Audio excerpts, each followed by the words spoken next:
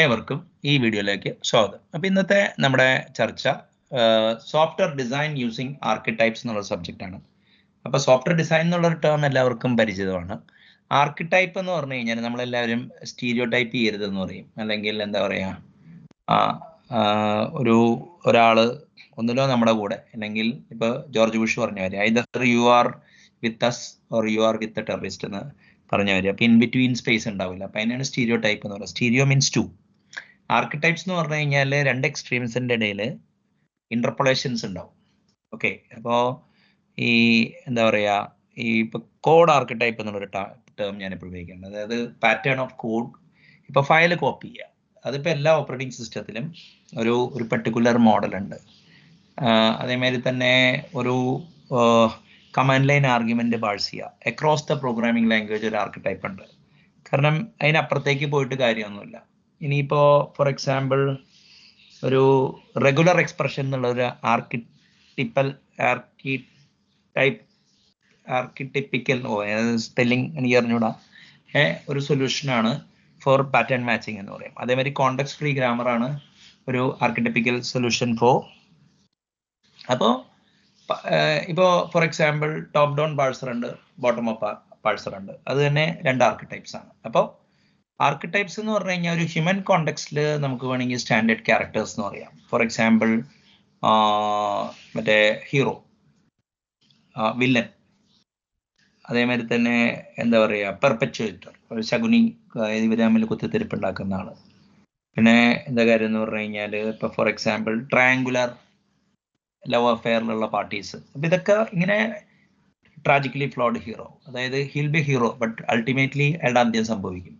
Anti hero, Mohanlal രാജാവിൻ്റെ മകനിൽ apply ചെയ്ത്. അപ്പോൾ ഇതൊക്കെയാണ് ഒരു ടിപ്പിക്കൽ ആർക്കിടൈപ്സ്. അപ്പോൾ സോഫ്റ്റ്വെയർ ഡിസൈനിൽ അങ്ങനത്തെ ആർക്കിടൈപ്സ് ഉണ്ട് ഉണ്ടോ എന്നുള്ളൊരു അന്വേഷണമാണ് ഈ ബുക്ക്. അങ്ങനെ ഉണ്ട് എന്നുള്ളൊരു ഈ പ്രസൻറ്റേഷൻ അങ്ങനെ ഉണ്ട് എന്നുള്ളൊരു ഫേമസ് പുസ്തകമുണ്ട്. 2003-04 എഴുതിയതാണ്. അപ്പോൾ ആ പുസ്തകം it fascinated me for A long time and I have learned a lot from that book. മാത്രമല്ല എൻ്റെ സോഫ്റ്റ്വെയർ ഡിസൈൻ കരിയറിനെ അത് ഭയങ്കരമായിട്ട് ഇൻഫ്ലുവൻസ് ചെയ്തിട്ടുണ്ട്. അപ്പോൾ ഇത് ഒരു കമ്പനിയിലെ ഡെവലപ്പേഴ്സിനെ അഭിസംബോധന ചെയ്തിട്ട് ഞാനിതൊരു സെഷനായിട്ട് എടുത്തിട്ടുണ്ട്. This is second time which I am taking. ഇപ്പോൾ സോഫ്റ്റ്വെയർ ഡിസൈൻ യൂസിങ് ആർക്കിടൈപ്സ്. അപ്പോൾ ഇതിൻ്റെ ഇൻസ്പിറേഷൻ എന്ന് പറഞ്ഞു കഴിഞ്ഞാൽ എന്റർപ്രൈസ് പാറ്റേൺ ആൻഡ് MDA എന്നുള്ള ബുക്കാണ് ബൈ ജിം ആർലോ ആൻഡ് ഇളാൻ ന്യൂസ്റ്റഡ്. ഈ ജിം ആർലോ ആൻഡ് ഇളാൻ ന്യൂസ്റ്റഡ് UML കുറിച്ചും പുസ്തകം എഴുതിയിട്ടുണ്ട്. May be they are very smart എന്നേ പറയാൻ പറ്റുള്ളൂ. കാരണം ഫസ്റ്റ് ആൻഡ് ഫോർമോസ്റ്റ് ഈ ബുക്ക് പേഴ്സണലി ഞാൻ എങ്ങനെ എൻകൗണ്ടർ ചെയ്തതെന്നുള്ളത് പറയുന്നത് വെച്ചാൽ ഇൻവെസ്റ്റ്നെറ്റ് എന്നുള്ളൊരു കമ്പനിയുണ്ട്. ഇപ്പോൾ ട്രിവാൻഡ്രത്ത് അവർക്ക് ഓഫീസൊക്കെ ഉണ്ട്. അവരുടെ ബുക്ക് ഷെൽഫിൽ നിന്നാണ് ഈ ബുക്ക് എനിക്ക് ആദ്യമായിട്ട് കിട്ടിയത്. First time when I got this book, okay, I didn't understand it fully. Okay, why you should എന്താ പറയുക, ഈ ഹിന്ദിയിൽ പറയും ഗുമാ ഫിറാക്കെ നാ കഹനാന്ന്, അതായത് വളച്ചു പറയണത് എന്തിനാന്നുള്ള രീതിയിലാണ് പെട്ടെന്ന് എടുത്തത്. പക്ഷേ പിന്നെ വേറൊരു കോണ്ടെക്സ്റ്റിൽ after a month or so ഞാൻ ഈ ബുക്ക് ഒന്നുകൂടി എടുത്തു കഴിഞ്ഞപ്പോൾ it made lot of sense to me എന്ന് മാത്രമല്ല, I was even thinking of actually converting the models in this book into computational code. Okay, അത് ഇതെടുക്കുമ്പോൾ പറയാം. നമുക്ക് ഫസ്റ്റ് എല്ലാവരും എന്താ പറയുക, ഈ വ്യത്യസ്തനായ ബാർബറെ ആരും തിരിച്ചറിഞ്ഞില്ല. കഥ പറയുമ്പോൾ എന്നൊരു സിനിമ 2007-08 വളരെ സക്സസ്ഫുൾ ആയിട്ടുള്ളൊരു മൂവിയാണ്. അപ്പോൾ മമ്മൂട്ടി, പ്രകാശ് രാജോ അല്ല ആനന്ദരാജോ അമൃതരാജോ ഏതാണ്ടൊരു ക്യാരക്ടറാണ് അഭിനയിക്കുന്നത്. ഒരു സിനിമാ നടനാണ്. ക്ലാസ്മേറ്റ് ആയിട്ടുള്ള ശ്രീനിവാസൻ, മുടിവെട്ട് നടത്തുന്ന ശ്രീനിവാസൻ, മീനായിട്ടുള്ളൊരു സിനിമയാണ്. അപ്പോൾ ആ സിനിമ വളരെ കേരളത്തെ ശരിക്കും പറഞ്ഞു കഴിഞ്ഞാൽ ഭയങ്കരമായിട്ട് സ്വാധീനിക്കുകയൊക്കെ ഉണ്ടായി.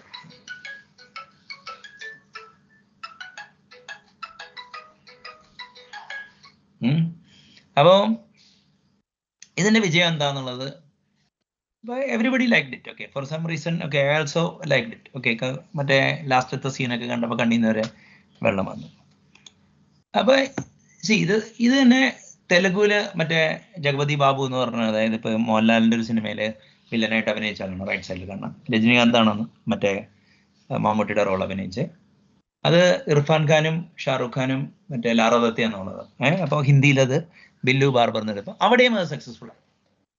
Okay, I was also wondering okay why it is so എന്നുള്ളത്. പക്ഷെ അത് കഴിഞ്ഞിട്ട് തൊട്ടടുത്ത കൊല്ലം രജനീകാന്തിന്റെ മൂവി കുശേലൻ അല്ലെങ്കിൽ കുചേലൻ വന്നപ്പോഴാണ് ഓക്കെ, ഇത് കൃഷ്ണ കുചേല കഥ റീപാക്കേജ് ചെയ്ത് ശ്രീനിവാസൻ അവതരിപ്പിച്ചാണെന്ന് മനസ്സിലായി.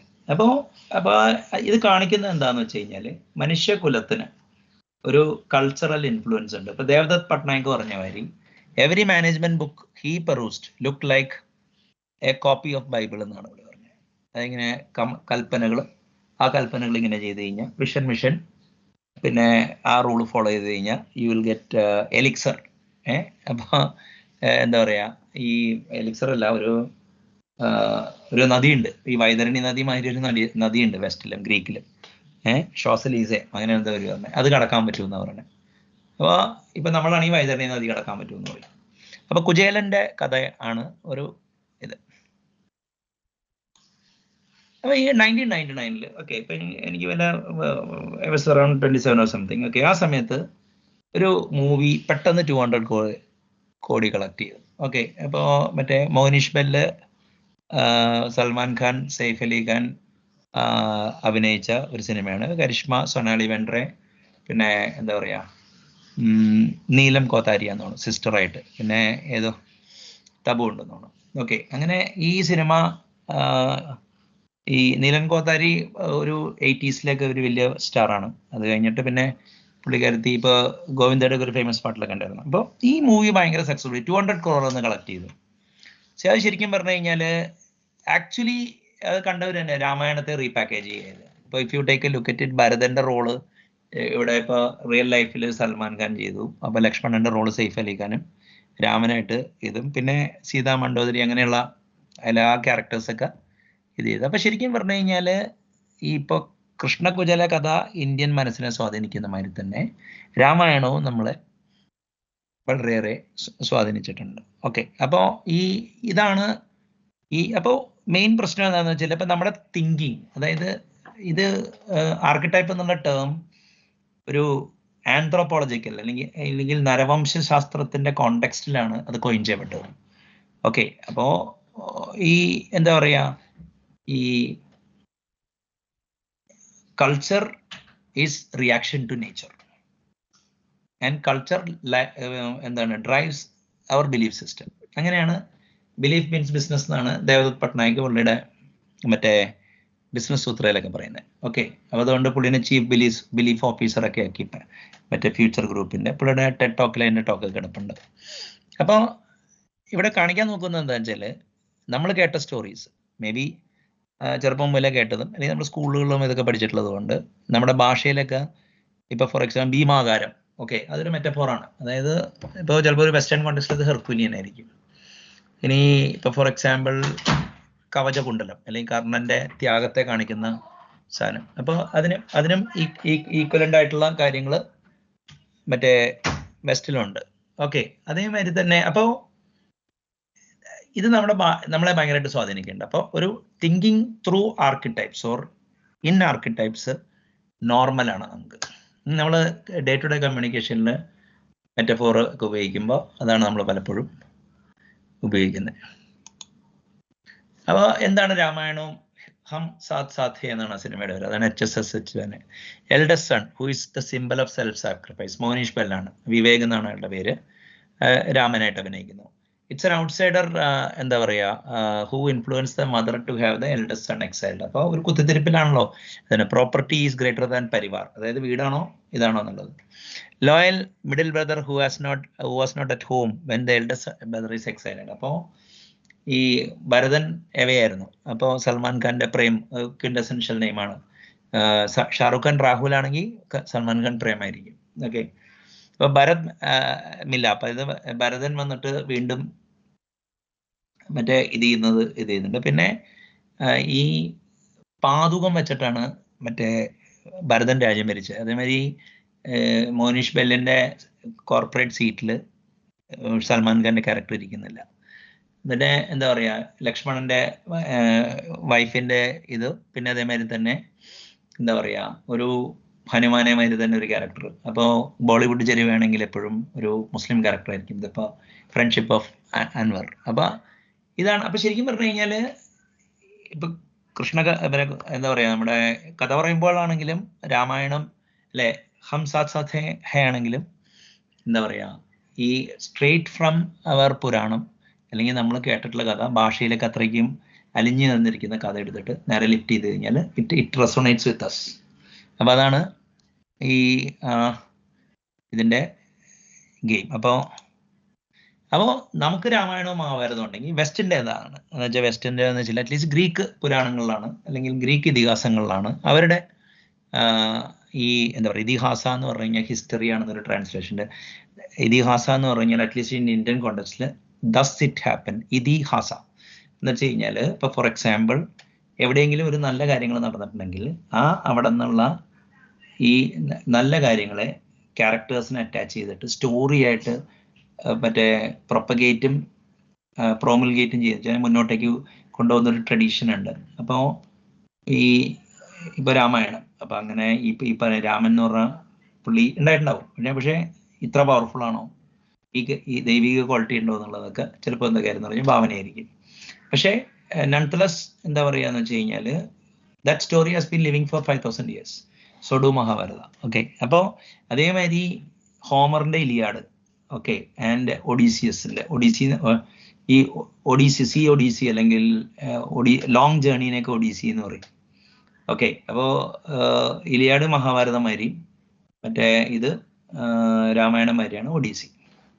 അപ്പോ if you take a look at it, ഇപ്പൊ ഗ്രീക്ക് ഇതിഹാസങ്ങളും ഇപ്പൊ കോഡ് നെയിം പ്രൊജക്ട്സിന്റെ കാര്യങ്ങളും എല്ലാം ഇപ്പൊ പ്രോമിത്തിയസ് ഫയർ കൊണ്ടുവന്നാള്, ഇനി പറ്റ്ലസ് ഗോഡ് ഓഫ്, എല്ലാം അങ്ങനെയാണ് വെസ്റ്റിൽ റീസൺ ചെയ്യുന്നത്. ഇപ്പൊ നമ്മുടെ ഭാഷയിൽ ഹിന്ദിയിലും മലയാളത്തിലൊക്കെ നമ്മൾ പുരാണങ്ങളെ ഇത് ചെയ്യുന്ന അവരും ചെയ്യുന്നുണ്ട്.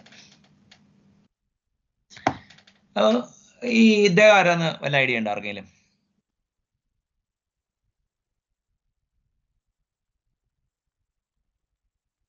ഇല്ല. സോറി, ഞാൻ ഇടയില് അല്ല, ഇയാള് ഇതല്ലേ മറ്റേ സ്റ്റെപ്പനോ?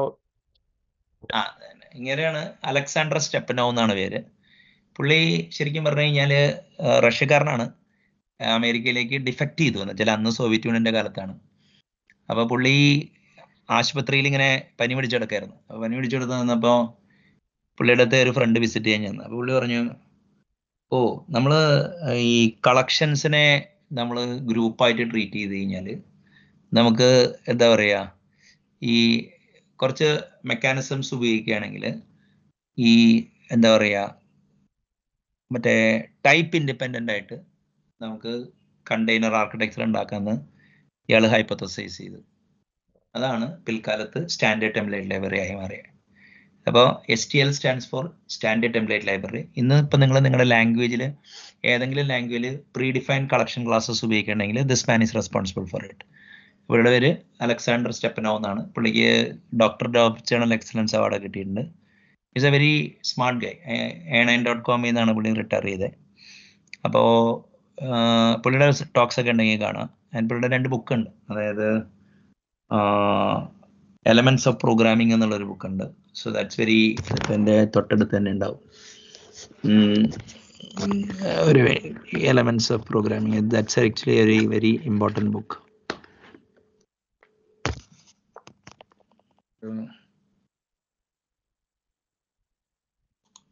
ഇതാണ് ആ book, elements of programming.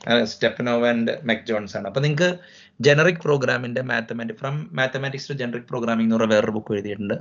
So anyone who is interested in how declarative parallel works in the context of എന്താ പറയാ type safe collection classes, this man's pioneer work actually did it. ഇത് ഇവിടെ വരാൻ കാരണം എന്ന് വെച്ച് കഴിഞ്ഞാല് പുള്ളി ഒരു സീരീസ് ഓഫ് ടോക്ക് കൊടുത്തിട്ടുണ്ട്, സിവിലൈസിങ് ദ ബാർബേറിയൻസ് എന്ന് പറയും. A9 എന്ന് പറഞ്ഞു കഴിഞ്ഞാല് ആമസോണിന്റെ സെർച്ച് സബ്സിഡറി ആണ്. ഇപ്പൊ അതുണ്ടോന്ന് അറിഞ്ഞൂടാ. algorithms.com എന്നാണ്, A followed by 9. അപ്പൊ വേറെ I-17N internationalisation, I-18 L17N, I18N എന്ന് പറഞ്ഞാൽ ഇന്റർനാഷണലൈസേഷൻ എന്നാണ് ഇതിനെ ഇപ്പൊ കുബർനെറ്റിസിനെ K8 അങ്ങനെ പറയുന്ന മാതിരി. അപ്പോ ഇദ്ദേഹം ഇന്ത്യയിൽ HP-യിലൊക്കെ വന്നിട്ടുണ്ട്, HP-യുടെ ഒക്കെ എംപ്ലോയി ആയിരുന്നു. അപ്പൊ ഇങ്ങർക്ക് ഇന്ത്യയെ കുറിച്ച് നല്ലൊരു ഐഡിയ ഉണ്ട് എന്നുള്ളത്. പുള്ളി സിവിലൈസിംഗ് ദ ബാർബറിയൻസ് ഒരു western.com-ൽ ഒരു സിവിലൈസേഷണൽ ഇമ്പാക്ട് എങ്ങനെയാണ് നമ്മുടെ ഇന്റലക്ച്വൽ ഹൊറൈസനെ ബാധിക്കുന്നത് എന്നുള്ളതാണ് ആ സ്റ്റഡിയെങ്കിലും. First thing is about he cited India as an example where a long lasting, അതായത് ഒരു 2000 കൊല്ലം മുമ്പ് ജനിച്ച ഒരാള് ഇന്ത്യയിൽ ഇപ്പോൾ വന്നു കഴിഞ്ഞാൽ അന്ന് കണ്ടൊരു ഹിന്ദുവിനെ ഇപ്പോഴും ഇവിടെ കാണാൻ പറ്റുമെന്നാണ് പുള്ളി പറയുന്നത്. അത് മാത്രം നമ്മൾ ക്രിക്കറ്റൊക്കെ കളിക്കുമ്പോൾ ബാറ്റൊക്കെ സ്കൂളിൽ പഠിക്കുമ്പോൾ ഡക്ക് ബാഗൊക്കെ ഇട്ടിട്ട് മറ്റേ എന്നൊക്കെ കാണിക്കുന്നതൊക്കെ പുള്ളി ആ ഒച്ച വരെ എടുത്ത് കാണിക്കുന്നുണ്ട്. അപ്പം despite being a Russian who emigrated to US, പുള്ളി ഒരു സോഫ്റ്റ്വെയർ എഞ്ചിനീയർ ആണെങ്കിലും ഈ civilizing the barbarians I recommend to everyone. ഈ ഒരു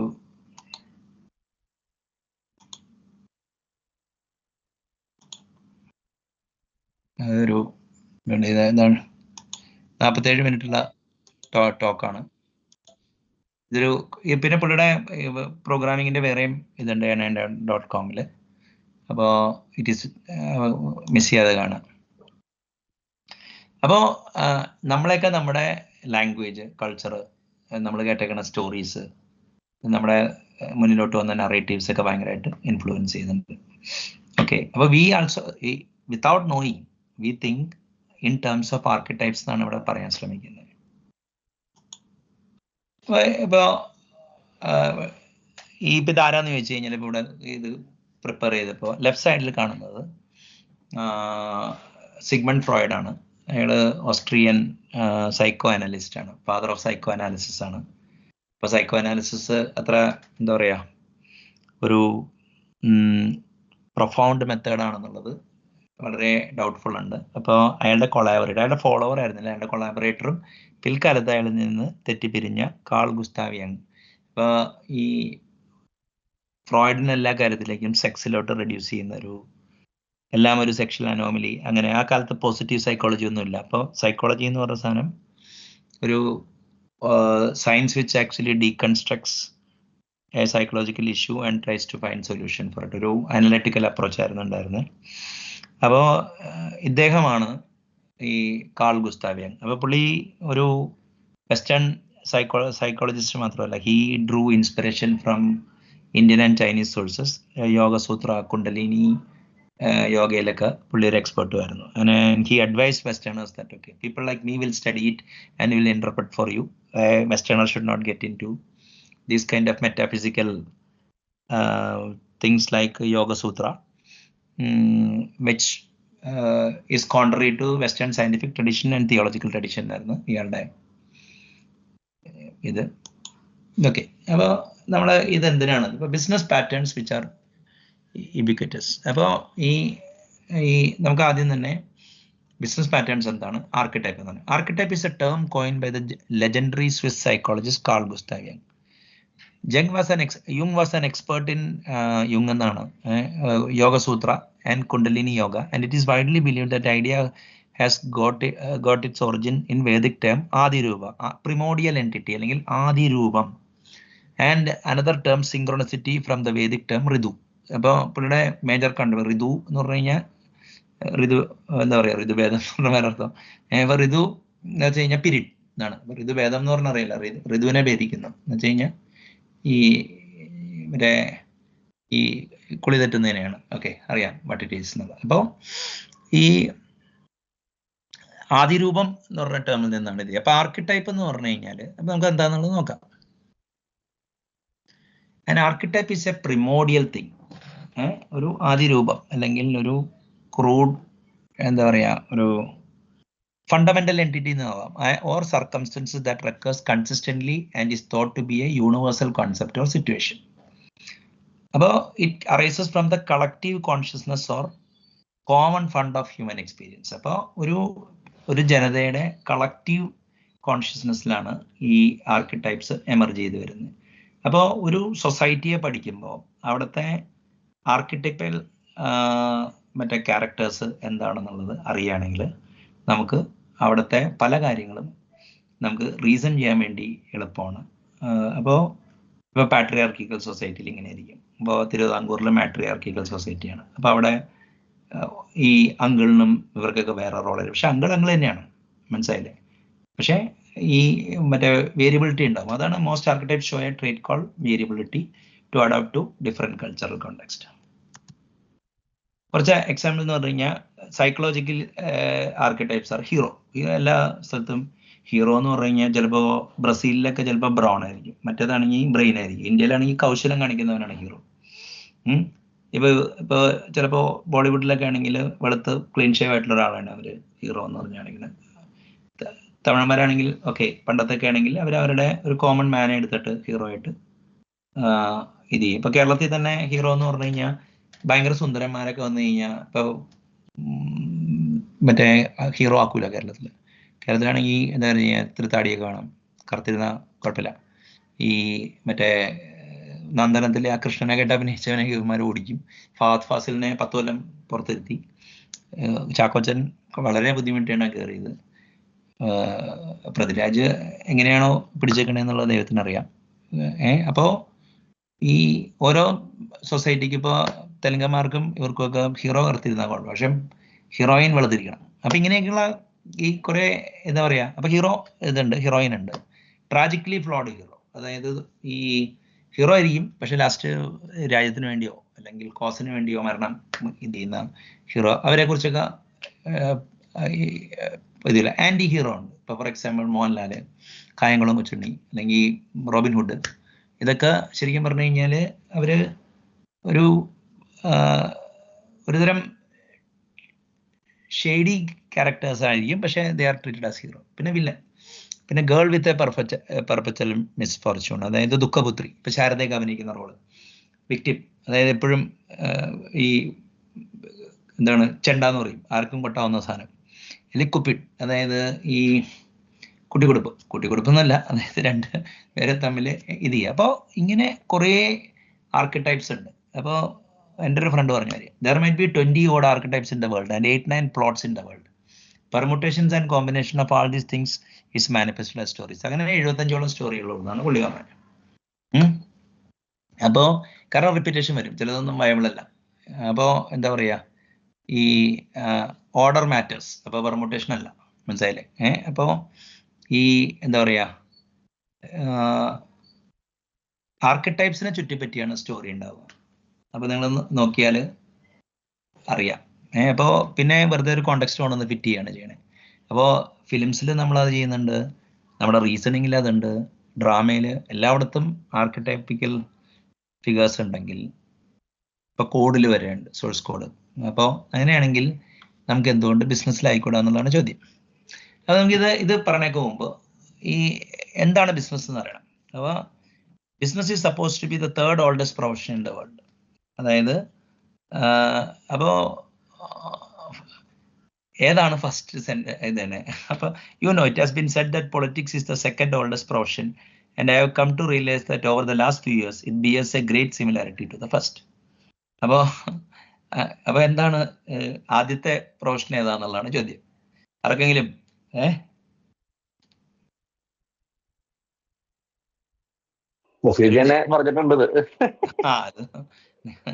ഞാൻ നിങ്ങളെ കൊണ്ട് പറയിപ്പിക്കാൻ നോക്കാറുന്നില്ലേ? പ്രോസ്റ്റിറ്റ്യൂഷനാണ് oldest profession in the world. Okay, അപ്പോൾ അവിടെയും കാരണം ഈ നമ്മുടെ, ഞാൻ പറയട്ടെ, ഈ നമ്മുടെ സ്റ്റോറീസ്, നമ്മുടെ കൾച്ചർ തന്നെ റിയാക്ഷൻ ടു നേച്ചറാണ്. അത് നമ്മുടെ ബിലീഫ് സിസ്റ്റത്തെ ഡ്രൈവ് ചെയ്യും, നമ്മുടെ റീസണിങ്ങിനെ ഡ്രൈവ് ചെയ്യും. അതേമാതിരി തന്നെ അപ്പോൾ ഏജ് ഓൾഡ് ആക്ടിവിറ്റിയാണ് പ്രോസ്റ്റിറ്റ്യൂഷൻ, ബിസിനസ്. അപ്പോൾ എന്താ പറയുക, പൊളിറ്റിക്സ്. അപ്പം അങ്ങനെയെങ്കിൽ എന്താ കാര്യം എന്ന് പറഞ്ഞു കഴിഞ്ഞാൽ 3rd oldest ബിസിനസ് ആണെന്നുള്ളതാണ് ഞാൻ പ്രപ്പോസ് ചെയ്യണേ. ഓക്കെ, അപ്പോൾ കച്ചവടം. ഓക്കെ, അപ്പോൾ ഈ അങ്ങനെയെങ്കിൽ ആർക്കിടൈപ്സ് എന്നുള്ള സാധനം നമ്മുടെ അവിടെ എന്താണ് സോഫ്റ്റ്വെയർ ഇടുന്നത്. Since business is at least 3 millennia old, archetypes like party, customer, product, inventory, money do pop up. അപ്പോൾ നമ്മൾ ഇപ്പോൾ ഫോർ എക്സാമ്പിൾ ഒരു ബിസിനസ് കോണ്ടെക്സ്റ്റിൽ ഒരു കോൺട്രാക്ട് എൻ്റർ ചെയ്യണമെങ്കിൽ 2 പാർട്ടീസ് ഉണ്ടാവും. അതേമാതിരി തന്നെ ഒരു ലിറ്റിഗേഷൻ ആണെങ്കിൽ 2 പാർട്ടീസ് ഉണ്ടാവും. ഇനിയിപ്പോൾ ട്രൈപാർട്ടേറ്റ് മൾട്ടി പാർട്ടി അഗ്രിമെന്റ് ഇതുണ്ട്, കൺസോർഷ്യംസ് ഉണ്ട്. അപ്പൊ പാർട്ടി എന്നുള്ളത് ക്യാൻ റെപ്രസെന്റ് എ ഹ്യൂമൻ, ഒരു ആർട്ടിഫിഷ്യൽ ലീഗൽ എൻറ്റിറ്റി, എന്ത് വേണമെങ്കിലും ആവാം. പാർട്ടി ഉണ്ട്, പാർട്ടി റിലേഷൻഷിപ്പ് ഉണ്ട്, ഇവർ തമ്മിൽ പിയർ ടു പിയർ റിലേഷൻഷിപ്പ് ഉണ്ടാവും, മാസ്റ്റർ സ്ലേവ് ഉണ്ടാവും, ലീഡർ ഫോളോവർ ഉണ്ടാവും, അങ്ങനെ പല രീതിയിലുള്ള റിലേഷൻഷിപ്പും ഇങ്ങനെയൊക്കെ എന്താ പറയുക, മാസ്റ്റർ എന്ന് പറഞ്ഞാൽ സബ്സിഡിയറി അങ്ങനത്തെ ഉദ്ദേശിക്കുന്ന കേട്ടോ. ഇതൊക്കെ ഉപയോഗിക്കാൻ പാടില്ല എന്നൊക്കെ പറയുന്നത്. പിന്നെ കസ്റ്റമർ ഈസ് കസ്റ്റമർ, അത് വെണ്ടർ ഈസ് വെണ്ടർ. ഓക്കെ, അതിപ്പോ ഏത് ബിസിനസ് ആയാലും അത് തന്നെയാണ്. ഇനിയിപ്പോ കസ്റ്റമർ സപ്പോർട്ട് എന്ന് പറയുമ്പോൾ ബിവറേജസിന്റെ ആണെങ്കിലും ബ്യൂട്ടി പ്രൊഡക്റ്റിന്റെ ആണെങ്കിലും സെയിം തന്നെയാണ്. അപ്പോൾ such archetypes can be A business archetype.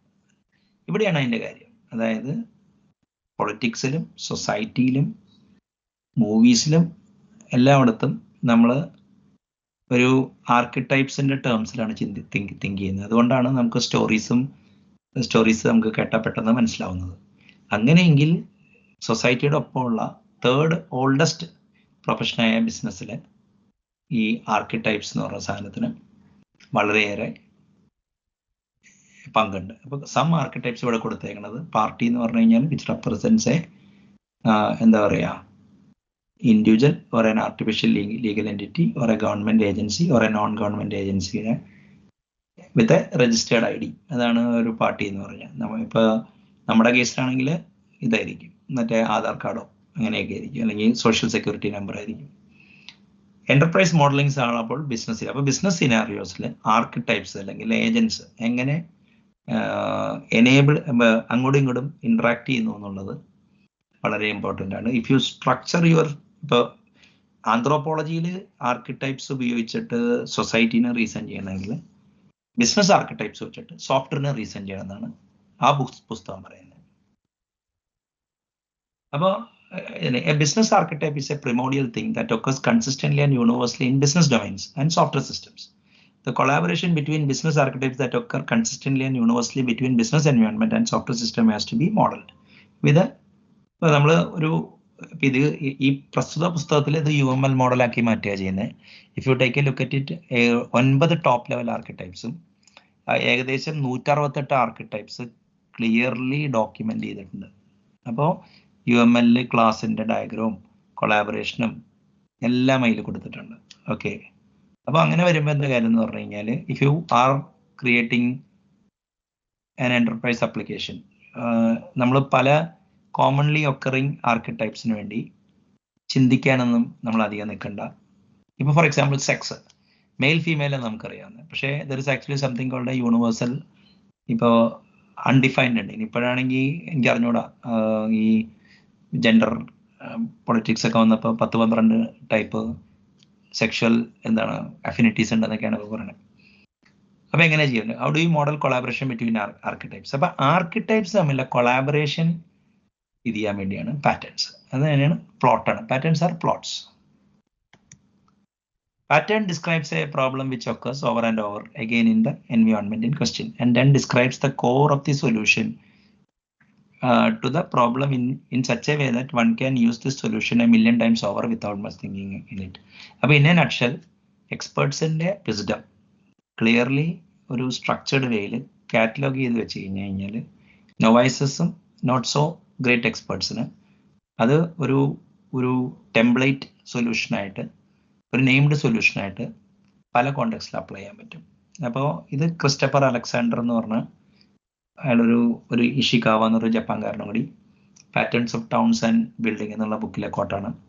പുള്ളി വേൾഡിൽ കുറേ സ്ഥലത്ത് ട്രാവൽ ചെയ്തിട്ട് ഈ ബിൽഡിംഗ് കൺസ്ട്രക്ഷൻ പാറ്റേൺസ് ആയിരുന്നു. അതിൽ നിന്നാണ് Erich Gamma and his colleagues അല്ലെങ്കിൽ അവരുടെ ആ ഗ്രൂപ്പ് ഡിസൈൻ പാറ്റേൺ എന്ന് പറഞ്ഞൊരു ഐഡിയയിലേക്ക് വരുന്നത്.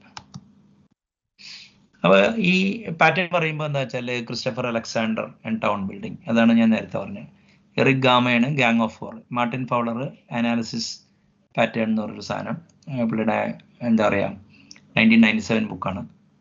പിന്നെ Martin Fowler 2001 enterprise architecture patterns. ഇപ്പോൾ if you are serious developer in enterprise computing you should read it. പിന്നെ J2E കോർ ദീപക് കലൂറൊക്കെ ഇത് ചെയ്തേ. അതായത് ഈവൻ തോ അത് ഒരു J2E core ആണെങ്കിൽ അത് it will appear with it will work with other platforms as well.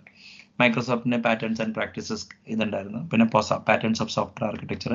ഇപ്പൊ ഈ പ്രസന്റേഷൻ ആധാരമായിരിക്കുന്ന ബിസിനസ് ആർക്കിടെക്ട് പാറ്റേൺസ്, പിന്നെ data patterns, infrastructure pattern, health care, അങ്ങനെ ഡൊമൈൻ സ്പെസിഫിക് പാറ്റേൺസും ഉണ്ട്. അപ്പോൾ പാറ്റേൺ മൂവ്മെന്റ്സ് ഏർലി 90s തുടങ്ങി.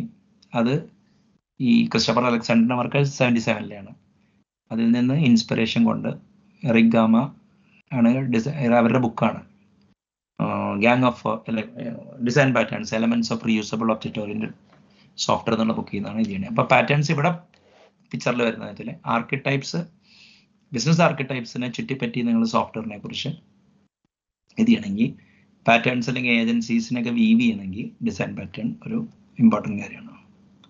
അപ്പോൾ ഇത് എന്താ പറയുക, ഈ .NET ഡിസൈൻ പാറ്റേൺ എന്ന് പറഞ്ഞു കഴിഞ്ഞാൽ ഷൈൻ സേവിയർ, ഇപ്പം ഞാനും ഷൈൻ സേവിയർ എഴുതിയതാണ്. ഈ പ്രസന്റേഷൻ ആദ്യം എടുത്തത് DLT ലെഡ്ജർ എന്നുള്ളൊരു കമ്പനിക്കാണ്. അപ്പോൾ അതുകൊണ്ടാണ് അവിടുത്തെ CTO ആയിരുന്നു പുള്ളി. അപ്പോൾ അത് വന്നതാണ്. അപ്പോൾ ബിസിനസ് ആർക്കിടെക്ട് പാറ്റേൺ എന്താണെന്ന് നോക്കാം. A business architect pattern is A collaboration between business architects that occurs consistently and universally in business system, environments and software system. Okay, അപ്പോൾ ബിസിനസ് ആർക്കിടെക്ട്സ് എന്ന് പറഞ്ഞു കഴിഞ്ഞാൽ പാർട്ടി റിലേഷൻഷിപ്പ്, മറ്റേ കസ്റ്റമർ കോള്, പ്രൊഡക്റ്റ്, ഇൻവെന്ററി, ഇങ്ങനത്തെ കുറേ archetypes എങ്ങനെ ഈ മറ്റേ ബിസിനസ് എൻവയോൺമെന്റ് ആൻഡ് സോഫ്റ്റ്വെയർ സിസ്റ്റത്തിൽ കൊളാബറേറ്റ് ചെയ്യുന്നു എന്നുള്ളതാണ് ബിസിനസ് ആർക്കിടെക്ട്. അപ്പോൾ ഈ ഇതൊന്നും ജസ്റ്റ് ക്ലിക്ക് ചെയ്തിട്ട് നമുക്ക് ഡിസ്കസ് ചെയ്യാം. Party archetype and related ones. Business context, അതായത് ഇപ്പോൾ ഫോർ എക്സാമ്പിൾ ഏത് കോണ്ടെക്സ്റ്റിലാണ്, ഏത് ഇപ്പോൾ കോൺട്രാക്റ്റ് ആണെങ്കിലും, ഇനിയിപ്പോൾ ട്രൈപാട്രിയേറ്റ് അഗ്രിമെൻ്റ് ഉള്ള സ്ഥലമാണെങ്കിലും, ഇനി എവിടെയൊക്കെ കസ്റ്റമർ വെണ്ടറൊക്കെ വരുന്നോ അത് പാർട്ടി ഇഡിയത്തിലോട്ട് കൊണ്ടുവരും. അപ്പോൾ അങ്ങനെ അല്ലെങ്കിൽ എന്ത് കിട്ടുമെന്ന് വെച്ചാൽ കസ്റ്റമർക്ക് വേറെ ടേബിള്, അല്ലെങ്കിൽ സിസ്റ്റംസ് വെണ്ടർക്ക്. അപ്പോൾ ശരിക്കും പറഞ്ഞാൽ ഒരു ആട്രിബ്യൂട്ടായിട്ട് ട്രീറ്റ് ചെയ്യാൻ മതി എന്ത് ടൈപ്പ് ആണെന്നുള്ളത്. അപ്പോൾ ഒരു യൂണീക്ക് ഐഡന്റിഫയർ ഉണ്ടാവും, രജിസ്റ്റേർഡ് ഐഡന്റിഫയർ ഉണ്ടാവും, ഗുഡ്, ഇതൊക്കെ ആയിരിക്കും. ഇപ്പോൾ വെർഷൻ 7 ഗുഡ് എന്ന് പറയുന്ന സാധനം വന്നിട്ട് ടൈം സ്റ്റാമ്പ് ആദ്യം വരുന്നത്, പിന്നെ നെയിം, അഡ്രസ്സ്, ഇതൊക്കെയാണ് കോമൺ ഫീൽഡ്. അപ്പോൾ ആ പുസ്തകത്തിൽ പോയി നോക്കിക്കഴിഞ്ഞാൽ ഇത് UML ഡയഗ്രമായിട്ട് ഫുൾ ഡീറ്റെയിൽസിലുണ്ട്. Party authentication, security violation model ചെയ്യണം, gender, male female, not specified, അങ്ങനെ 4 ഉണ്ട്, മെയിൽ ഫീമെയിൽ. ഇനിയിപ്പോൾ ട്രാൻസ്ജെൻഡർ അങ്ങനെയൊക്കെ ഇപ്പോൾ വന്നിട്ടുണ്ടാകും. പക്ഷേ ISO ഈ പുസ്തകം പബ്ലിഷ് ചെയ്യുന്നത് 2003 ഇങ്ങനത്തെ ഒരു മൂവ്മെന്റ് ഒന്നുമില്ല, എത്നിസിറ്റി. അപ്പോൾ പാർട്ടിയുടെ കോർ ആട്രിബ്യൂട്ട്സും എന്തൊക്കെയാണ് ചെയ്യേണ്ടത് എന്നുള്ളതാണ് പാർട്ടി ആർക്കിടൈപ്പിന്റെ ഇത് തന്നെ. പാർട്ടി റിലേഷൻഷിപ്പ് ഉണ്ട്, abstract and complex. Capturing relationship between parties is essential for CRM, organisation unit, hierarchy ഒക്കെ ബിൽഡ് ചെയ്യണമെങ്കിൽ പാർട്ടി റിലേഷൻഷിപ്പ് ഭയങ്കര ഇമ്പോർട്ടൻ്റ്. അതായത് ഈ പാർട്ടീസ് എൻറ്റിറ്റീസ് ആണെങ്കിൽ റിലേഷൻഷിപ്പ് അഡ്ജസ്റ്റ് ആയിട്ട് കണ്ടാൽ മതി ഒരു ഗ്രാഫിൽ.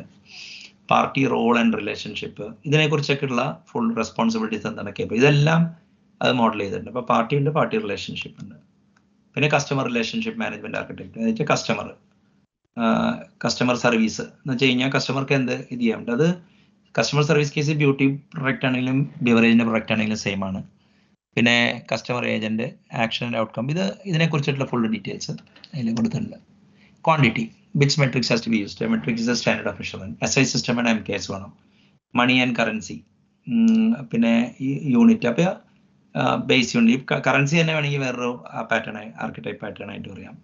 പിന്നെ മാനവർ, പ്രസിഷൻ, റൗണ്ടിങ്, ഇങ്ങനത്തെ എല്ലാ കാര്യങ്ങളും കറക്റ്റായിട്ട് മോഡൽ ചെയ്തിട്ടുണ്ട്. നിങ്ങൾക്കൊരു സിസ്റ്റം സ്ക്രാച്ച് ചെയ്യുന്ന ഇങ്ങനത്തെ കാര്യങ്ങൾ മോഡൽ ചെയ്യാനൊക്കെ പോകും $49 എന്ത് കൊടുത്ത് ഈ ബുക്ക് വാങ്ങിക്കുന്നതായിരിക്കും. പ്രൊഡക്റ്റ്, അപ്പോൾ ഈ പ്രൊഡക്റ്റ് ഒരു ഡിഫിക്കൽട്ട് ആർക്കിടൈപ്പാണ്. അതായത് ഇപ്പോൾ ഫോർ എക്സാമ്പിൾ നമ്മൾ പ്രൊഡക്റ്റിനെ കുറിച്ച് സംസാരിക്കണമെങ്കിൽ ആദ്യം നമ്മൾ SKU, സ്റ്റോക്ക് കീപ്പിംഗ് യൂണിറ്റിനെ കുറിച്ച് സംസാരിക്കണം. അപ്പോൾ ചിലപ്പോൾ ചില സമയത്ത് ഒരു പ്രൊഡക്റ്റ് എന്ന് പറഞ്ഞാൽ ഒരു SKU ആയിരിക്കും. ചിലപ്പോൾ എന്തായിരിക്കും എന്ന് വെച്ചാൽ ഒരു ലിസ്റ്റ് ഓഫ് SKUs ആയിരിക്കും ഒരു പ്രൊഡക്റ്റ്. ചിലപ്പോൾ ഒരു പ്രൊഡക്റ്റ് എന്ന് പറഞ്ഞു കഴിഞ്ഞാൽ എന്താ പറയുക, hierarchies of SKUs organised as per a specification. അപ്പോൾ പ്രൊഡക്ട്സ് ശരിക്കും പറഞ്ഞു കഴിഞ്ഞാൽ ഒരു തിങ്ങിനേക്കാളും ഒരു സ്പെസിഫിക്കേഷനെ ബേസ് ചെയ്തുകൊണ്ടായിരിക്കും. അപ്പോൾ ഈ പ്രൊഡക്റ്റ് ആർക്കിടൈപ്പും ഈ കോംപ്ലിക്കേറ്റഡ് സോഫ്റ്റ്വെയർ ഒക്കെ എഴുതണമെന്നുണ്ടെങ്കിൽ നമ്മൾ ചിലപ്പോൾ ഈ പ്രൊഡക്റ്റ് ഡിഫൈൻ ചെയ്യാൻ വേണ്ടി തന്നെ നമ്മൾ എന്താ പറയുക, ഈ അതാണ് പ്രൊഡക്റ്റ് സ്പെസിഫിക്കേഷൻ ഉണ്ട്, കാറ്റലോഗ് ഉണ്ട്, പാക്കേജിംഗ് ഉണ്ട്, റൂൾ ഡ്രിവൺ പാക്കേജിംഗ് സ്പെസിഫിക്കേഷൻ ഒക്കെ ഉണ്ട്. അത് നമ്മൾ അതിനെക്കുറിച്ച് ഡിസ്കസ് ചെയ്യാം. ഉണ്ട്. അപ്പോൾ എന്താ പറഞ്ഞാൽ ഈ എങ്ങനെയാണ് അതായത് ഈ ഇപ്പൊ നമുക്ക് ഒരു പ്രൊഡക്റ്റ് എന്ന് പറഞ്ഞിട്ടുണ്ടെങ്കിൽ ഒരു പ്രൊഡക്റ്റ് എന്ന് പറഞ്ഞിട്ടുണ്ടെങ്കിൽ ഒരു കാറിന്റെ പാർട്ട്, അതാണോ പ്രൊഡക്റ്റ്? അല്ല, അങ്ങനെയല്ല. അതിപ്പോ പ്രൊഡക്റ്റ് എന്ന് പറഞ്ഞു കഴിഞ്ഞാൽ ഇവിടെയാണ് ഇതിന്റെ കാര്യം. നമ്മൾ ഇത് ഒരു ഭയങ്കര റൂൾ ഡ്രിവൺ പാക്കേജിങ് സ്പെസിഫിക്കേഷൻ കൊണ്ട് റൂൾ ഡ്രിവൺ ആയിരിക്കും. എന്ന് വെച്ചാല് ഒരു SKU stock keeping unit can be A product. ഇപ്പൊ നിങ്ങൾ ഒരു ഹാർഡ്വെയർ കടയിൽ പോവാണ്, നിങ്ങൾ അവർ വേണമെങ്കിൽ റാം ചിപ്പ് മാത്രമായിട്ട് വെക്കും അല്ലേ? ഇതേ റാം ചിപ്പ് വേണമെങ്കിൽ ഒരു കമ്പ്യൂട്ടറിന്റെ കൂടെ വരുമ്പോ അത് വേറെ പ്രൊഡക്റ്റ് ആണോ? എന്നുവെച്ചാൽ പ്രൊഡക്റ്റിന്റെ ഭാഗമായിരിക്കില്ലേ? അപ്പൊ നിങ്ങൾ സെല്ലബിൾ യൂണിറ്റ് അല്ല, അങ്ങനെയാണോ? സ്റ്റോക്ക് കീപ്പിംഗ് യൂണിറ്റിന്റെ എൻസംബിൾ ആണ് പ്രൊഡക്റ്റ്. ചിലപ്പോ സിംഗിൾ പ്രൊഡക്റ്റ് ആയിരിക്കും. അത് ഒരു പ്രൊഡക്റ്റിനേക്ക് ഒരു SKU ബൈൻഡ് ചെയ്ത് കഴിഞ്ഞാൽ അത് പ്രൊഡക്റ്റ് ആവും, പാക്കേജ് ചെയ്തിട്ട് കൊടുക്കും. ചിലപ്പോ ലിസ്റ്റ് ആയിരിക്കും.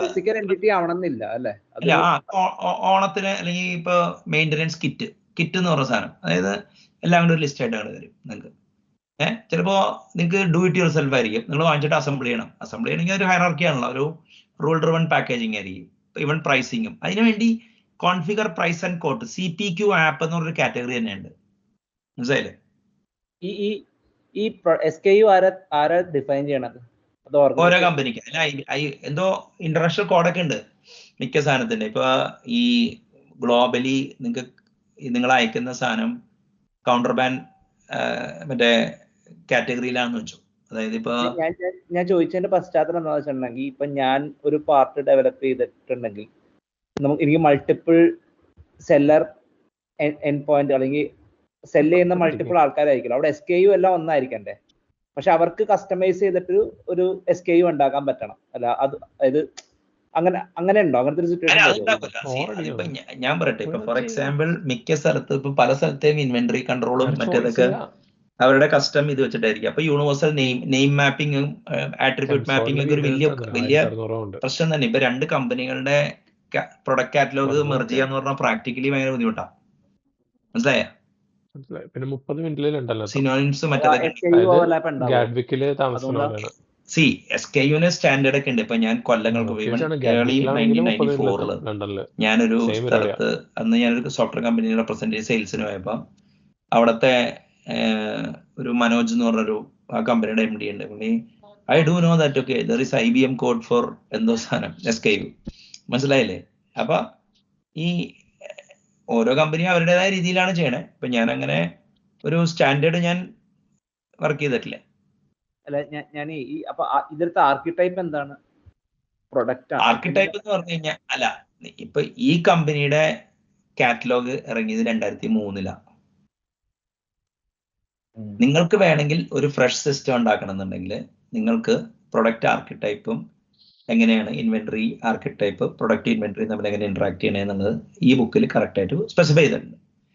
If you are building a system according to it then you get a ഒരു ഡിഫാക്ടോ സ്റ്റാൻഡേർഡ്. ഈ പുസ്തകത്തിനനുസരിച്ചുള്ള സ്റ്റാൻഡേർഡ് കിട്ടും.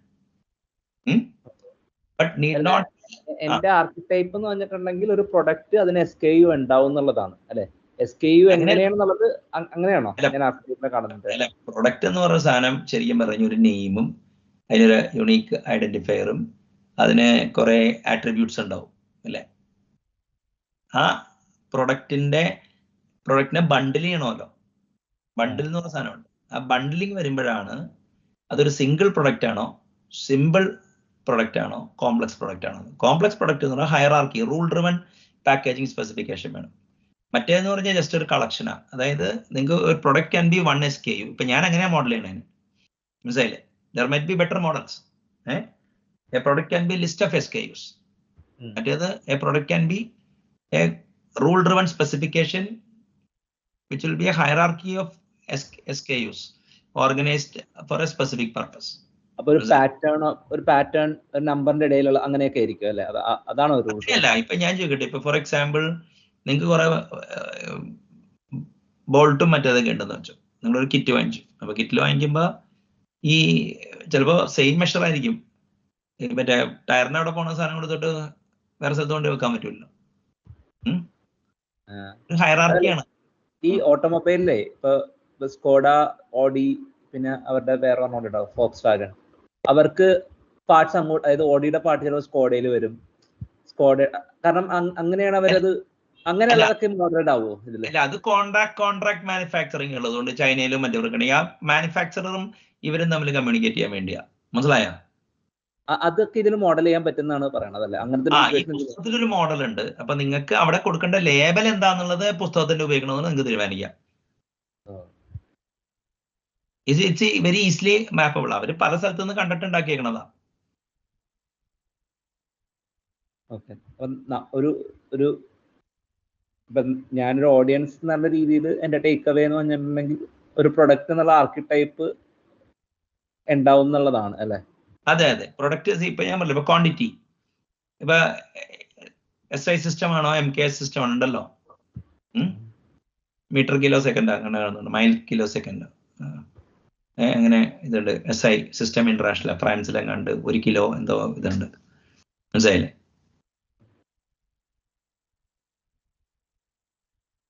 അപ്പൊ ഈ ക്വാണ്ടിറ്റി ഉണ്ട്. അപ്പൊ ഇപ്പൊ കസ്റ്റമർ റിലേഷൻഷിപ്പ്, അപ്പൊ ഒരു ടെംപ്ലേറ്റ് ഉണ്ട്. നിങ്ങൾക്ക് അത് പല പ്രൊഡക്ട്സിന് അത് കസ്റ്റമൈസ് ചെയ്യാം. മനസ്സിലായില്ലേ? ഇത് ഇൻവെന്ററി എങ്ങനെ സ്റ്റോർ ചെയ്യണം, അതിന്റെ കുറെ കാര്യങ്ങളുണ്ട്. മനസ്സിലായി? Product inventory entry, service entry. ഇത് ഏത് ഇൻഡസ്ട്രിക്കാണ് ബാധകം? ഞാനത് ആദ്യം ആർക്കിടൈപ്പ് ഇത് എല്ലാ ഇൻഡസ്ട്രിക്കും വർക്ക് ചെയ്യുന്നുള്ളതാണ് ഇവരുടെ ക്ലെയിം. മാത്രമല്ല ഇറ്റ് ഇസ് കറക്റ്റ്. ഇതിപ്പോ ഡൊമൈൻ ഇൻഡിപെൻഡന്റ് ആർക്കിടൈപ്സ് ആണ്. ഞാൻ പറയട്ടെ, ഇപ്പൊ ഫോർ എക്സാമ്പിൾ ഇപ്പൊ ഞാൻ ഈ പറഞ്ഞ binding SKUs to product with certain kind of attributes എന്ന് പറഞ്ഞു കഴിഞ്ഞാൽ അത് എന്ത് സാധനത്തിന് ഉപയോഗിച്ചൂടെ? ഹാർഡ്വെയറിന് ഉപയോഗിക്കാം.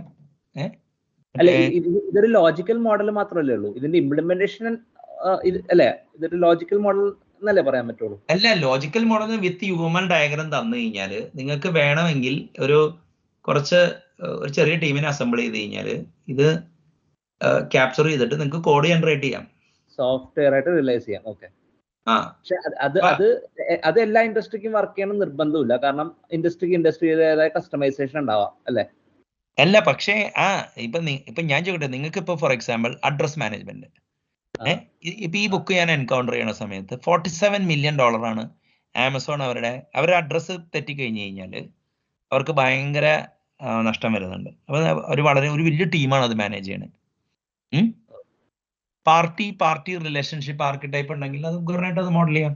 ഇപ്പൊ ഒരു ഇ-കോമേഴ്സ് എന്ന സാധനം ഇപ്പൊ നിങ്ങളൊരു കാര്യമുണ്ട്, ഇപ്പൊ മിക്ക ഇൻഡസ്ട്രിയും റെഗുലേറ്റഡാ. ഇപ്പൊ ഹെൽത്ത് കെയറിലൊന്നും നിങ്ങൾക്ക് സ്കീം ഉണ്ടാക്കാൻ പറ്റില്ല, കാരണം അതൊരു ലാർജ് ടീമിനെ പറ്റുള്ളൂ. അപ്പോൾ IBM, മെക്കസൺ അങ്ങനെ പല കമ്പനികൾ എന്ത് ചെയ്യും? അവരാണ് ഈ സ്കീമ ഉണ്ടാക്കുന്നത്. മനസ്സിലായില്ല? അവരുടെ സ്കീമ വാങ്ങിച്ച് നമ്മൾ ഇംപ്ലിമെന്റ് ചെയ്യുക. എന്നിട്ട് അവർക്ക് ടെക്നിക്കൽ സപ്പോർട്ടൊക്കെ ഉണ്ട് നമുക്ക്. അപ്പൊ എന്തെങ്കിലും ഇപ്പോൾ ഒബാമ കെയറോ അങ്ങനെ എന്തെങ്കിലും പുതിയ റൂൾ വന്നാൽ അപ്പം തന്നെ അവരത് മാറ്റിത്തരും. മനസ്സിലായില്ലേ? അപ്പൊ ഇപ്പൊ ഇൻവെന്ററി മറ്റേതൊക്കെ ഇപ്പൊ ഇങ്ങനത്തെ ഇപ്പൊ ഈ സാധനമൊക്കെ ഇപ്പൊ ബൈ ദ ടൈം ഇപ്പൊ നമ്മൾ വന്നപ്പോഴേക്കും ഇപ്പൊ ഞാൻ പറയട്ടെ, ഡിഫാക്ടോസ് ഇപ്പൊ ഈ ഇൻവെന്ററിക്ക് ചിലപ്പോ ഒരു ഡിഫാക്ടോ ജുർ അല്ലെങ്കിൽ ബൈ നിയമം ഒരു ISO സ്റ്റാൻഡേർഡ് ഒന്നും ഉണ്ടാവണമെന്നില്ല.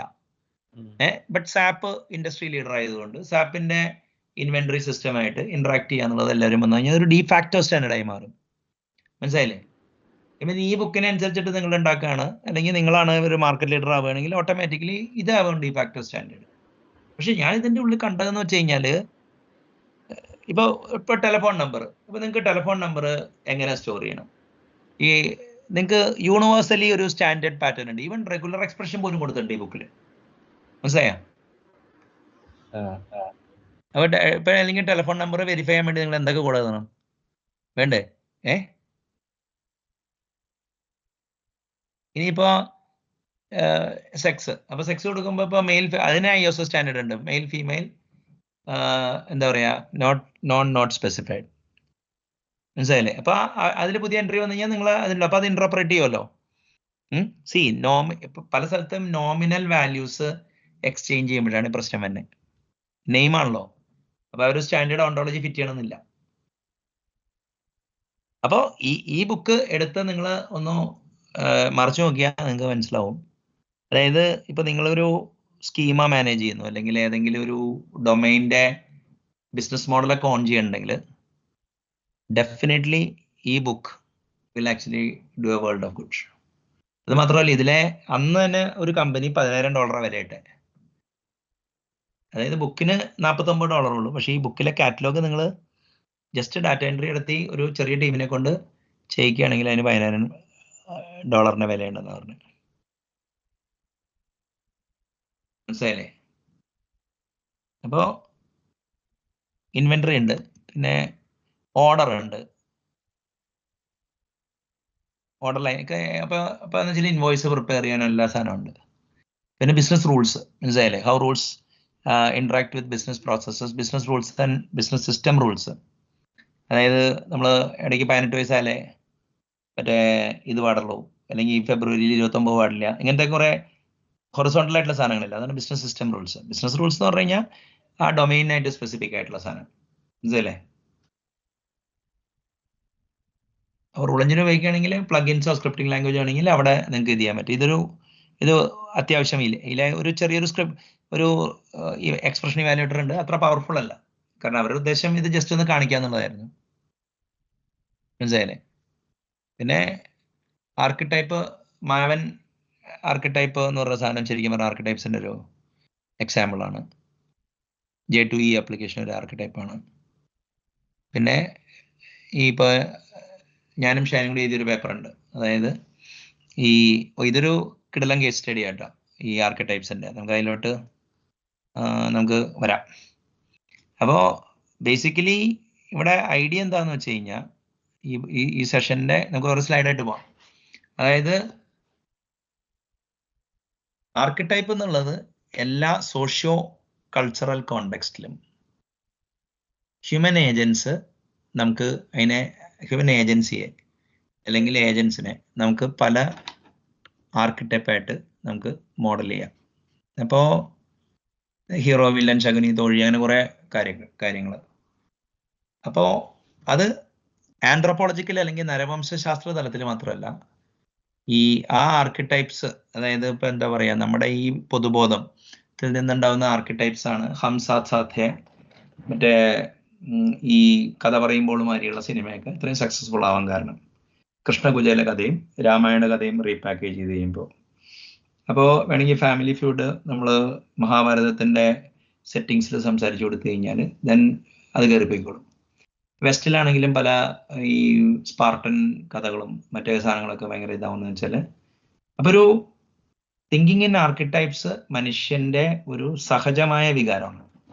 അങ്ങനെയാണെങ്കിൽ അത് സൊസൈറ്റിയിലും ആർട്ടിലും ബിസിനസ്സിലും പൊളിറ്റിക്സിലും ഉള്ള സ്ഥിതിക്ക് അത് ബിസിനസ്സിൽ എന്തുകൊണ്ട് അത് പരിധി കൂടാം?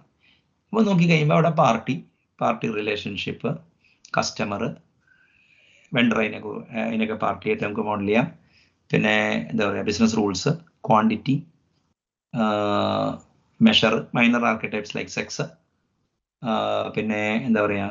അപ്പോൾ ഇതിനൊക്കെ സ്റ്റാൻഡേർഡ് ലെവൽസും വാല്യൂസും പല സ്റ്റാൻഡേർഡിൽ നിന്ന് അവർ എൻസംബിൾ ചെയ്തെടുത്തേക്കാണ്. അപ്പം അങ്ങനെ നിങ്ങൾ ചെയ്യുകയാണെങ്കിൽ ഒരു പുതിയ സിസ്റ്റം ഉണ്ടാക്കുമ്പോൾ ഈ സ്കീമാസ് ഒക്കെ ഉണ്ടാക്കാൻ പോകുമ്പോൾ ഇപ്പോൾ ഇങ്ങനത്തെ ലെറ്റർ, ഇപ്പോൾ ആർക്കിടൈപ്സ് എന്ന് പറഞ്ഞാൽ കുറച്ചുകൂടി കമ്പ്യൂട്ടബിൾ ആണ്. UML ഡയഗ്രാം വരയ്ക്കുന്നുണ്ട്, ക്ലാസ് ഡയഗ്രാം നമുക്ക് അതിലുണ്ട്.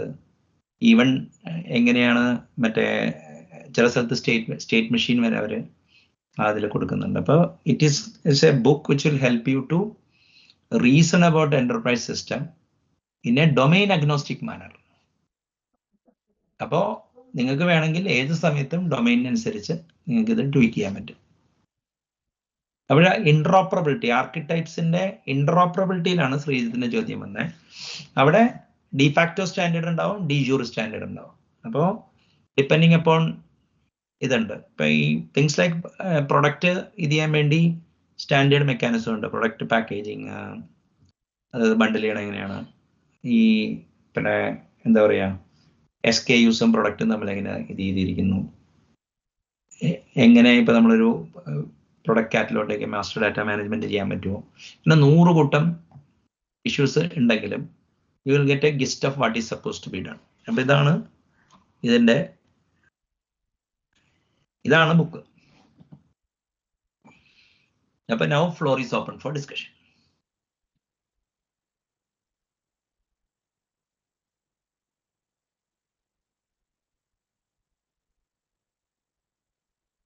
ഇതിപ്പോ ഈ സ്റ്റാൻഡേർഡ് സ്ട്രക്ചേഴ്സ് ഉണ്ടെന്ന് പറഞ്ഞത് എല്ലാരും ഫോളോ ചെയ്യണുണ്ടോ? അതായത് അല്ല, ഈ ഫോളോ ചെയ്യണ്ടോന്ന് വെച്ച് കഴിഞ്ഞാല് ഈ ബിസിനസ് ഇപ്പൊ നിങ്ങളിപ്പോ ഈ ഇതൊക്കെ കേട്ടിട്ടുണ്ടോ? റോസറ്റ നെറ്റ്, നമ്മുടെ ഈ നമ്മുടെ EDI, പിന്നെ ബിസ്റ്റോക്ക് സോഫ്റ്റ്വെയർ കേട്ടിട്ടുണ്ടോ മൈക്രോസോഫ്റ്റിന്റെ? ഐഡിയ. ഇതൊക്കെ ഡോക്യുമെന്റ് എക്സ്ചേഞ്ച് സോഫ്റ്റ്വെയർസ് ആണ്. അപ്പൊ നിങ്ങൾ EDI എന്ന് പറഞ്ഞാൽ ഇലക്ട്രോണിക് ഡാറ്റ ഇന്റർചേഞ്ച്. അപ്പൊ നിങ്ങളിപ്പോ ഫോർ എക്സാമ്പിൾ കൊച്ചി പോർട്ട് സിസ്റ്റത്തിൽ നിന്ന് ഉള്ളൊരു സാധനം ഇപ്പൊ കോപ്പൻഹേഗനിലോട്ട് വിട്ടിട്ടുണ്ടെന്നുള്ള ഡാറ്റ ആൻസി എഡിഫാക്ട് എന്ന് പറയുന്ന സ്റ്റാൻഡേർഡ് ഒക്കെ വെച്ചിട്ടാ വിട്ടേക്കണം. പിടികിട്ടിയ? അപ്പോ നിങ്ങൾ നിങ്ങളുടെ സിസ്റ്റം പരമാവധി ആൻസി എഡിഫാക്ട് വൊക്കാബുലറിയിലോ ISOന്റെ സ്റ്റാൻഡേർഡിലോ നിങ്ങൾ എൻകോഡ് ചെയ്ത് വെക്കുകയാണെങ്കിൽ നിങ്ങളുടെ ട്രാൻസ്ലേഷൻ ബർഡൻ കുറവായിരിക്കും, സിസ്റ്റം ഇന്ററോപ്പറബിൾ. ഇനി നിങ്ങൾ സ്റ്റാൻഡേർഡ് മെക്കാനിസം ഫോളോ ചെയ്യുകയാണെങ്കിൽ മർജർ ആൻഡ് അക്വിസിഷനോ സെപ്പറേഷനോ നടക്കുമ്പോൾ അവിടെ ഒരു ഈസ് ഉണ്ടാവും. പിന്നെ ഈ ഇങ്ങനത്തെ സ്റ്റാൻഡേർഡ് വരുമ്പോൾ ഇപ്പൊ US ഹെൽത്ത് കെയറിന്റെ ഒക്കെ സ്ട്രിക്ട് സ്റ്റാൻഡേർഡ് വരുമ്പോൾ ഒരു ഇൻഡസ്ട്രി തന്നെ അവിടെ ഉണ്ടാവുക.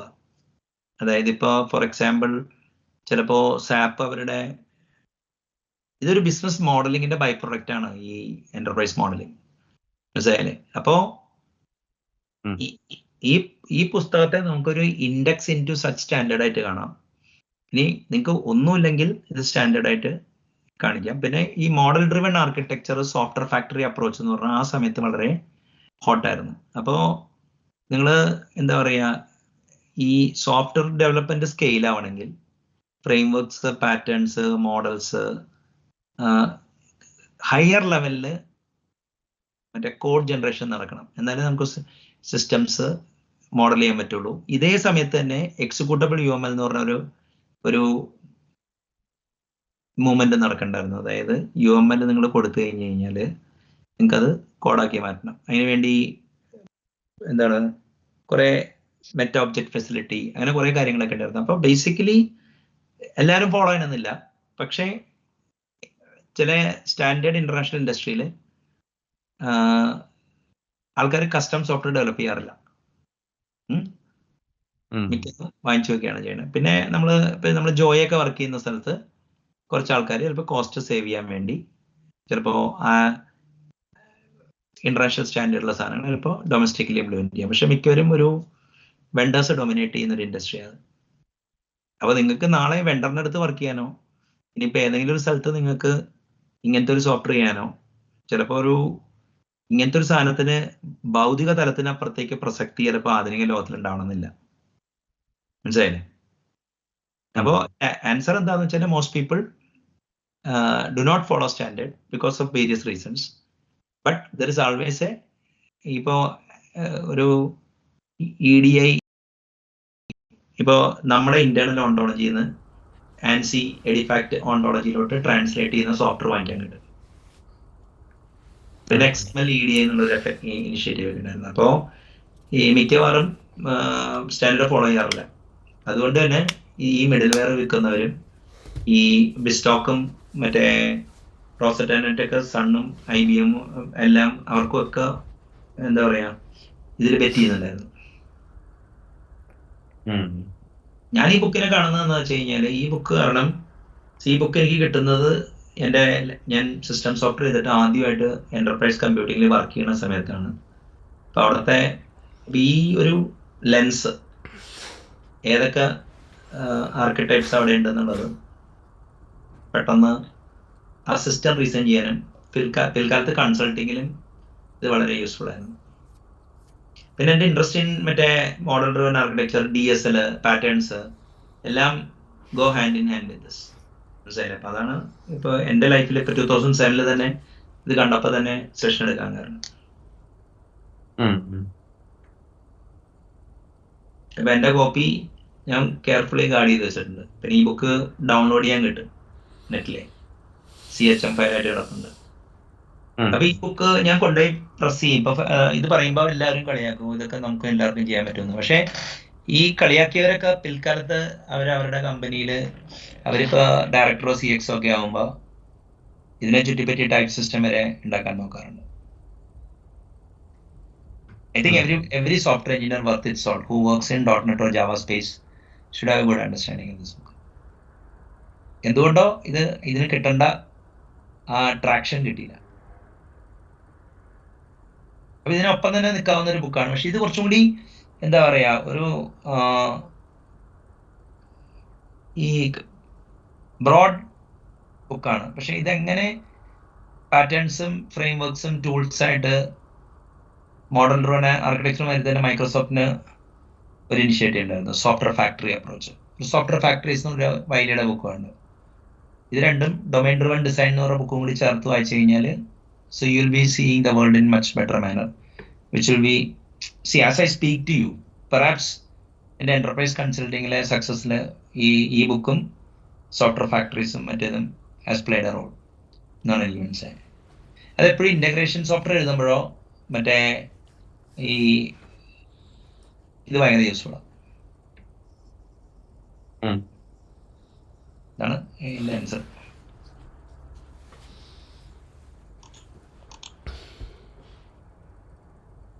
വേറെ ഏതാണ്?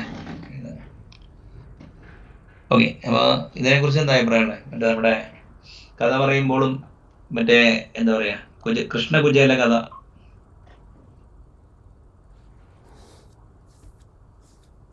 ഇത് ഞാൻ എൻ്റെ ഐഡിയ അല്ല കേട്ടോ. കൃഷ്ണ കുചേല എന്ന് വെച്ചാൽ ആ സമയത്ത് വൈഡ്ലി എന്നോട് ഒരാള് മറ്റേ ഞാൻ ആലോചിച്ചിട്ടൊന്നും ഉണ്ടായിരുന്നില്ല, ഒരു ബിനോജ് ഗോപിനാഥൻ എന്ന് പറഞ്ഞ പുള്ളിയുണ്ട്, പുള്ളിയാണ് എനിക്ക് ഇങ്ങനെ ഒരു ഫ്രെയിം വന്നത്. മറ്റേതന്ന് വെൽ നോൺ ആയത് രാമായണം പാക്കേജ് ചെയ്തു എന്നുള്ളത്. ഏതാ ഹംസാത് സാത്തെ. അതിലൊരു ഡൗട്ട് ഉള്ളതെന്ന് വെച്ച് കഴിഞ്ഞാല് നമ്മളിപ്പോ US-ലോ UK-ലോ വല്ലതും ഇതുപോലത്തെ ഒരു പടം ഇറക്കി കഴിഞ്ഞാല് ഇത്രയും പോപ്പുലാരിറ്റി കിട്ടില്ല എന്നാണ് പറയണത്. അതെ അതെ അതെ, അങ്ങനെ അല്ല, കിട്ടുകയാണെങ്കിൽ സെറ്റിംഗ് അങ്ങോട്ട് മാറ്റണം. അതല്ലെങ്കിലും അങ്ങനെ തന്നെയാണല്ലോ. ഇപ്പൊ നമുക്കിപ്പോ ഫോർ എക്സാമ്പിൾ ഇപ്പൊ കുംഭകർണ സേവ നമുക്കൊരു ഫീലിംഗ് ഉണ്ട് അല്ലെ, 6 മാസം ഉറങ്ങുന്ന. അതെ അതെ, അത് നമുക്ക് ആ സ്റ്റോറി അറിയാവുന്നോണ്ട് അല്ലെങ്കിൽ ആ ക്യാരക്ടറിനെ അറിയാവുന്നോണ്ടുള്ള ഒരു ഇതാണല്ലോ. പക്ഷെ ഇത് സിനിമ അങ്ങനെയല്ലല്ലോ, സിനിമ തീമല്ലേ. അല്ല, ആ തീം ചിലപ്പോ ഇപ്പൊ ഇവിടെ അത് ഓടിയെന്ന് വെച്ചിട്ട് ചിലപ്പോ ഇറ്റ് മൈറ്റ് നോട്ട്, ചിലപ്പോ എന്താ പറയാ ഒരു യൂറോപ്യൻ സെറ്റിംഗിൽ ഇത് ഓടണമെന്നില്ല. എന്റെ ഡൗട്ട് അതല്ല. എന്റെ ഡൗട്ട് എന്ന് വെച്ച് കഴിഞ്ഞാല് അത് ആ കഥക്ക് വാല്യൂ ഉള്ളതുകൊണ്ടാണോ അത് ഓടിയത്, അതോ നമുക്ക് റിലേറ്റ് ചെയ്യാൻ പറ്റണോണ്ടാണോ അത് ഓടിയത് എന്നുള്ളതാണ്.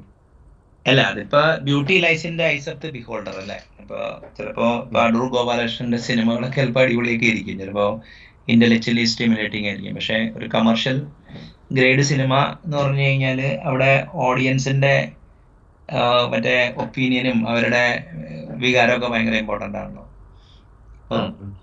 ഈ തീർച്ചയായിട്ടും മറ്റേ എന്താ പറയാ അതിന്റെ പ്ലോട്ട് കോമൺ ആണല്ലോ, പെട്ടെന്ന് റിലേറ്റ് ചെയ്യാൻ പറ്റും. ഇപ്പൊ കഥ പറയുമ്പോൾ ബ്ലാറ്റൻലി ഓബിയസ് ആണ് once you hear it. Okay, അതിന് മുമ്പ് എനിക്ക് തോന്നിയൊന്നുമില്ല, മനസ്സിലായില്ലേ?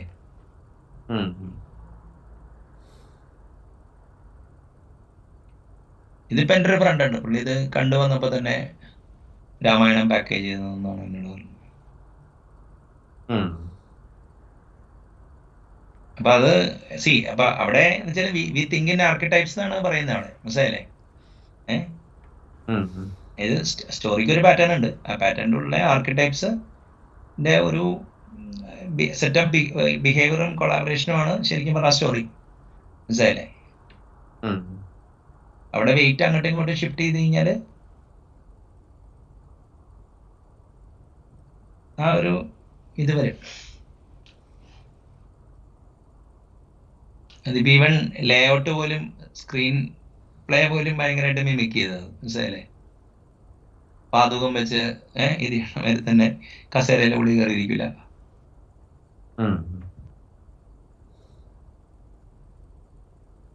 അപ്പൊ ഇത് നമ്മളിപ്പോ ഈ ട്രോയ് അങ്ങനെയുള്ള കുറെ കാര്യങ്ങളൊക്കെ ഇല്ലേ, മറ്റേ ഗ്ലാഡിയേറ്റർ ഒക്കെ വിജയിക്കാൻ കാരണം എന്താണ്? അവർ ചെറുപ്പത്തിൽ നമ്മൾ കേൾക്കുന്ന മറ്റേ ഗ്രീക്ക് ഇതിഹാസങ്ങളും മറ്റേ അതിന്റെ പോയിന്റ് ഓഫ് വ്യൂ വരുന്നുണ്ടാ.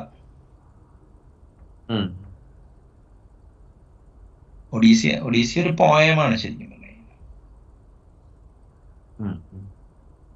അത് അല്ല, അപ്പൊ ഇവിടെ ഇതെന്ന് പറഞ്ഞു കഴിഞ്ഞാൽ ആന്ത്രോപോളജിക്കൽ കോണ്ടെക്സ്റ്റിലുള്ള സാധനം ബിസിനസ് കോണ്ടെക്സ്റ്റിലോട്ടും എക്സ്ട്രാപ്പുലേറ്റ് ചെയ്യും ആർക്കിടെക്ട്സ്. മനസ്സിലായില്ലേ? ഉം. ആണ്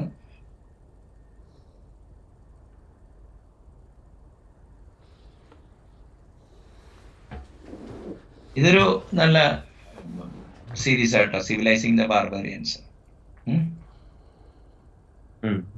പിന്നെ സോഫ്റ്റ്വെയർ അബ്സ്ട്രാക്ഷൻസ് എന്ന് പറഞ്ഞൊരു ടോക്ക് ഉണ്ട് ഇവിടെ. ഇപ്പൊ സോഫ്റ്റ്വെയർ ഡെവലപ്മെന്റ് നിർത്തി. പിന്നെ ഇവരുടെ എന്താ പറയുക, എലമെന്റ്സ് ഓഫ് പ്രോഗ്രാമിംഗും വേറൊരു ബുക്കുണ്ട്, from mathematics to generic programming. അതൊരു നല്ല ബുക്കാണ്. ഇത് ഞാൻ ബോസ്റ്റണിലെ ഒരു പ്രാവശ്യം പോയപ്പോൾ എനിക്ക് എൻ്റെ ഒരു സുഹൃത്ത് ഗിഫ്റ്റ് ആയിട്ട് തന്നു.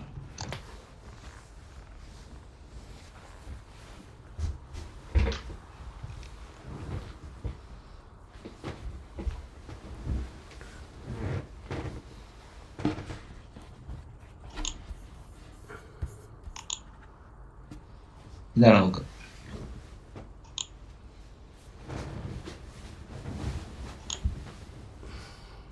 അപ്പോൾ ഇതിപ്പോ എന്താ അറിയാമോ, ഫോർ സം റീസൺ ഈ ഒബ്ജക്റ്റ് ഓറിയന്റഡ് പ്രോഗ്രാമിംഗ് എന്ന് ജനറിക് പ്രോഗ്രാമിംഗ് വന്നതിലും അത് കളക്ഷൻ ഉണ്ടാക്കാനുള്ള ഒരു സാധനമാണെന്നുള്ളതും ജനറിക്സ് പല രീതിയിൽ ഇംപ്ലിമെന്റ് ചെയ്തുകൊണ്ട് ഈ പ്രോഗ്രാമിംഗ് മോഡലിന് വലിയ ഇത് കിട്ടിയില്ല, ഏതാ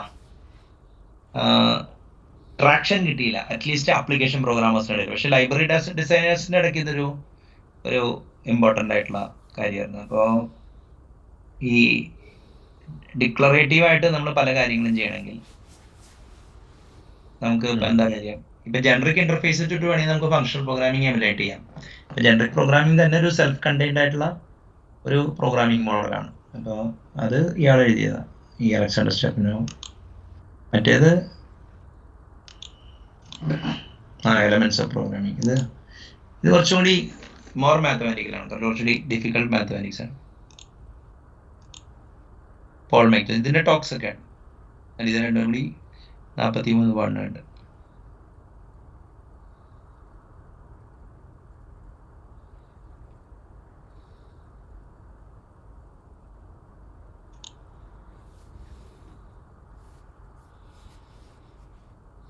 പിന്നെ ഇതാണ് ആർക്കിടൈപ്പ്.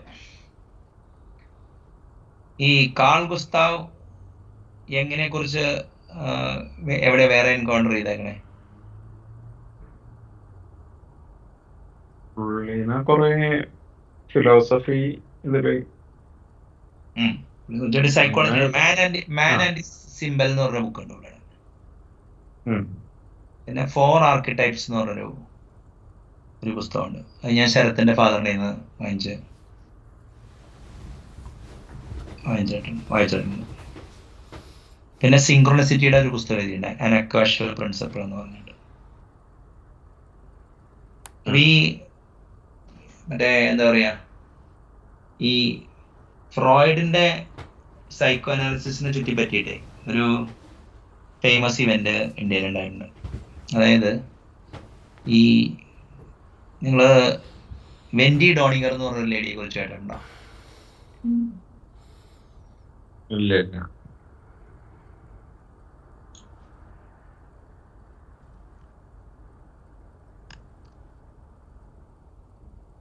ഈ ഹിന്ദുസ് ആൻഡ് ആൾട്ടർനേറ്റ് ഹിസ്റ്ററി എന്ന് പറഞ്ഞൊരു ബുക്ക് എഴുതിയതാണ്.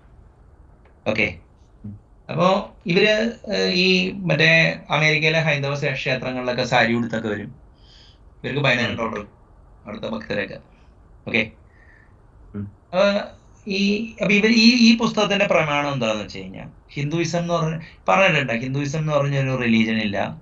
അത് ഈ ഇടയ്ക്ക് ഉണ്ടായത് 75 കൊല്ലത്തിന് ഇപ്പുറത്തുണ്ടായാലും 150 കൊല്ലത്തിനുണ്ടായപ്പോൾ neo Vedanta approach of lens towards viewing history എന്ന് പറയും.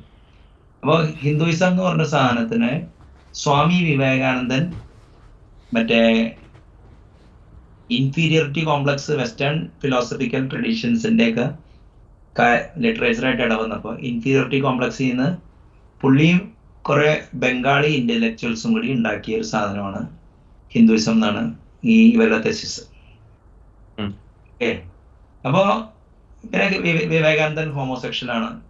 മറ്റേ ഇങ്ങനെ നമ്മുടെ രാമകൃഷ്ണ പരമഹംസൻ വിവേകാനന്ദനെ ഹോമോസെക്ഷുവാലിറ്റിക്ക് വിധേയനാക്കി കഴിഞ്ഞപ്പോ അതിനെ കുറിച്ചൊക്കെ ആരോപണം പറയുന്നുണ്ട്. അപ്പൊ ഇവരപ്പൊ എങ്ങനെയാണ് ഈ ഇത് കണ്ടുപിടിച്ചതെന്നുള്ള ചോദ്യം വന്നപ്പോ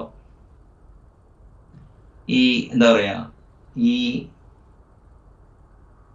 ഫ്രോയിഡിയൻ സൈക്കോ അനാലിസിസ് നടത്തിയിട്ടാണ് ഇവര് ഈ കൺക്ലൂഷനിൽ എത്തിയെന്നാണ് ഇവര് പറയുന്നത്. അപ്പൊ ഇതിനെ ഡിബങ്ക് ചെയ്തത് എങ്ങനെയാന്ന് വെച്ച് കഴിഞ്ഞാല് മറ്റേ ഇൻവേഡിങ് ദ സേക്രഡ് എന്ന് പറഞ്ഞ ബുക്കുണ്ട്.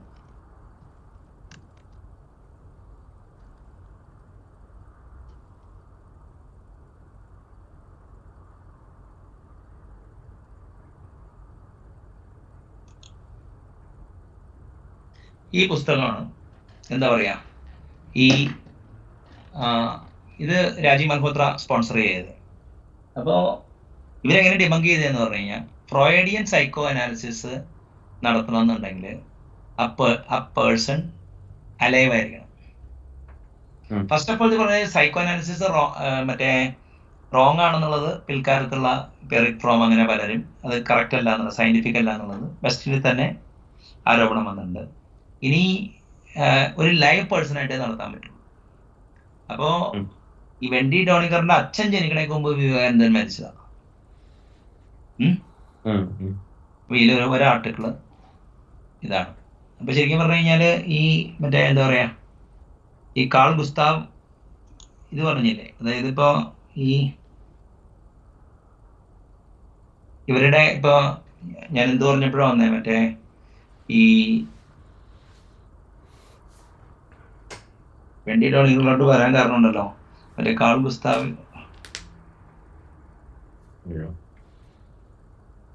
വിവേകാനന്ദനോ എന്താ വന്നപ്പോഴാണ് വന്നതാണ്. ഓക്കെ, അപ്പൊ ഈ ഫ്രോയിഡും യുങ്ങും പറഞ്ഞപ്പോഴാണ് ഫ്രോയിഡിയൻ സൈക്കോ അനാലിസിസ് വെച്ചിട്ട് പ്രൂവ് ചെയ്തെന്ന് പറഞ്ഞപ്പോ ഫ്രോയിഡിയൻ സൈക്കോ അനാലിസിസ് ഡെഡ് പേഴ്സന്റെ മുകളിൽ നടത്താൻ പറ്റില്ല. പിന്നെ പേഷ്യന്റും മറ്റേ ഡോക്ടറും ഒരേ റൂമിൽ വേണം. ഇതല്ലേ അപ്പൊ അവരായിട്ട് അപ്പൊ കൺസൾട്ടേഷനിലാണ് ഇത് ചെയ്യണേ. അപ്പൊ അത് അത്രയും സയന്റിഫിക് അല്ല, എല്ലാം സെക്ഷൽ റിഡക്ഷൻ വന്നുകൊണ്ട് അത് സയന്റിഫിക് അല്ല. അതുകൊണ്ട് ഇവരുടെ എന്താ പറയാ ഈ നവവേദാന്തം അല്ലെങ്കിൽ വിവേകാനന്ദനോട് കുറിച്ചിട്ടുള്ള വീക്ഷണം തെറ്റാണെന്ന് തെളിയിക്കായത്. ഇമ്പോർട്ടൻറ്റ് ബുക്ക് കുറെ എസ്സേസ്, അത് നമുക്ക് ഓൺലൈനായിട്ട് ഡൗൺലോഡ് ചെയ്യാൻ കിട്ടും. അത് പ്രീ ബുക്കുമായി പുള്ളി രാജീവ് മൽഹോത്ര ഇത് ചെയ്യുന്നതാണ്. അപ്പൊ കാൾ ഗുസ്താവ് എങ്ങനെ ഏതാ ഫ്രോയിഡിന്റെ പല കൺക്ലൂഷൻസും റോങ് ആണെന്നുള്ളത് അംഗീകരിച്ചേക്കണ സംഭവമാണ്. അതായത് പക്ഷേ പുള്ളി ഫാദർ ഓഫ് അങ്ങനത്തെ രീതിയിൽ ഉള്ള സംഭവമാണ്. പുള്ളിയാണല്ലോ അതിലെ കുറെ കാര്യങ്ങള് സ്റ്റാൻഡേർഡൈസ് ചെയ്യുന്നുണ്ടെന്ന് നോക്കാൻ. അല്ല അത് എന്താണെന്നറിയാം, അതിപ്പോ ശരിക്കും പറഞ്ഞു കഴിഞ്ഞാൽ കുറെ ഇപ്പൊ ഫാദർ ഓഫ് സൈക്കോളജി പുള്ളിയാണെന്നുള്ള സൈക്കോ അനാലിസിസ് ആയിരിക്കും. കാരണം ഈ വില്യം ജെയിംസ്, പിന്നെ വോൾഫാം കോഗ്ലർ, ഗസ്റ്റാൾട്ട് സൈക്കോ, അങ്ങനെ ഈ പല ആൾക്കാരും സൈക്കോളജിയുടെ ഈ ഫോർമുലേറ്റ് ചെയ്തിട്ടുണ്ട്. And they were heavily influenced by Indian literature, be it Vedanta. കാരണം വില്യം ജെയിംസ് വിവേകാനന്ദനെ 2 ആഴ്ച ഹോസ്റ്റ് ചെയ്തതാ. പക്ഷെ അതിന്റെ ആർക്കൈവ് എല്ലാം രാമകൃഷ്ണ മിഷൻ കൊടുത്തു. അപ്പൊ അവരുടെ തമ്മിൽ പൊളിറ്റിക്സ് പറഞ്ഞത് പുറത്തേക്ക് വരുന്നില്ല, ഹാർവർഡ് യൂണിവേഴ്സിറ്റിയിലില്ല.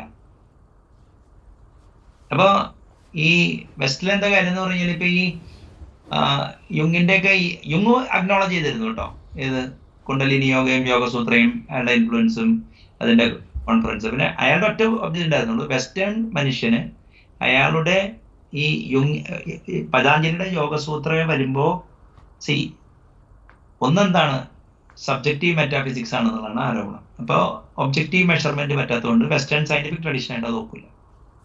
ഇനി കാത്തലിക് ട്രഡീഷൻ പറയുന്നത് എന്താണ്, between U and the God സഭ വേണം എന്നുള്ളതാണ്.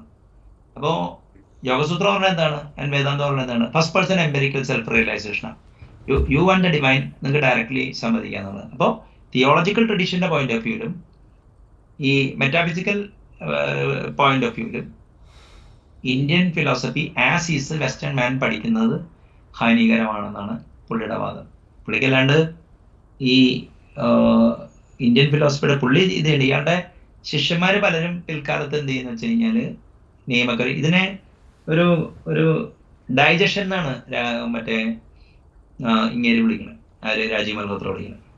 ഇവിടെ കിട്ടിയ അതായത് ഐഡിയാസ് എടുത്തുകൊണ്ട് പോയി സിസ്റ്റമാറ്റിക്കലി ലേബല് മാറ്റി അവരുടെ ഇതിൻ്റെ ഉള്ളോട്ട് കൊണ്ടുപോയിട്ട് സോഴ്സ് ഡിനൈ ചെയ്യാം. അതിപ്പോ ഈ സ്ട്രക്ചറലിസം എന്ന് പറഞ്ഞൊരു സ്കൂൾ ഓഫ് തോട്ട് ഉണ്ട്.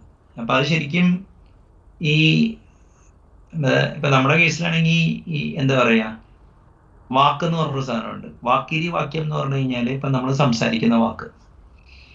ഇനി മധ്യമം എന്ന് പറഞ്ഞ സാധനമുണ്ട്. നമുക്ക് സംസാരിക്കണമെങ്കിൽ നമ്മുടെ ചിന്തയിൽ വന്നല്ലോ. ഇനി ഇപ്പൊ എന്താ കാര്യം എന്ന് പറഞ്ഞു കഴിഞ്ഞാല് ഇനി പശ്യന്തി ഉണ്ട്. പശ്യന്തി എന്ന് പറഞ്ഞു കഴിഞ്ഞാല് ഒരാശയമായിട്ട് നമ്മുടെ ഉള്ളിലുള്ള സാധനം നമുക്ക് പറയാൻ പറ്റുള്ളൂ.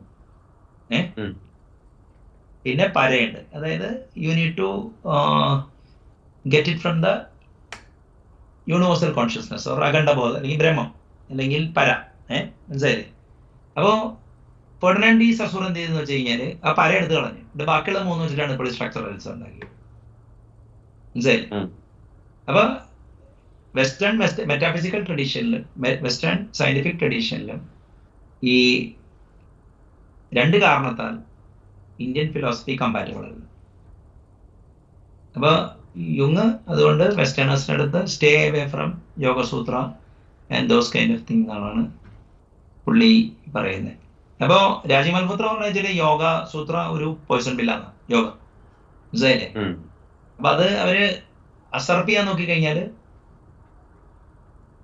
ഓക്കെ, ഇപ്പോ ക്ലാസിക്കൽ ക്രിസ്ത്യാനിറ്റിയോ അവർക്കോ പല പ്രശ്നങ്ങളുണ്ട്. അപ്പൊ ഈ യോഗ ഇന്റർനാഷണൽ യോഗ ഡേ നോക്കുമ്പോൾ ഇതിന്റെയൊക്കെ റിപ്പർക്കഷൻ ഇപ്പോഴും കാണാം. അതായത് ഈ യോഗയ്ക്കെതിരെയുള്ള അത് ഫിസിക്കൽ എക്സസൈസ് ആണ്, എയറോബിക് എക്സസൈസ് മതി എന്നൊക്കെ പറഞ്ഞ് ഇവിടെയും യുക്തിവാദികളൊക്കെ പറഞ്ഞു നടക്കണതാണ്. മനസ്സിലായോ?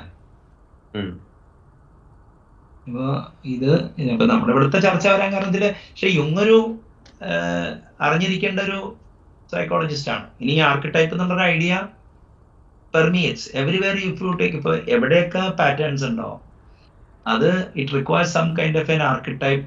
See, patterns are structured around some kind of an archetype. മനസ്സിലായില്ലേ? അപ്പോ ഈ ഒരു എന്താ പറയാ വളരെ ഇമ്പോർട്ടൻ്റ് ആയിട്ടുള്ളൊരു കാര്യമാണ്.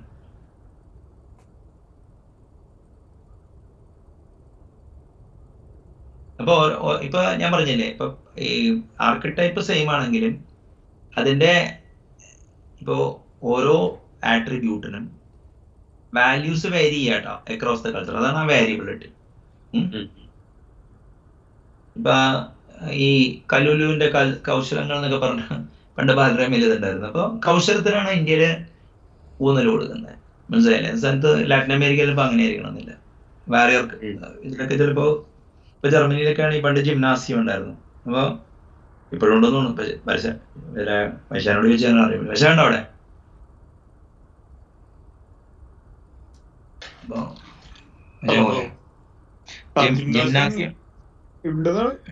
പക്ഷെ നോക്കിയപ്പോ കണ്ട്.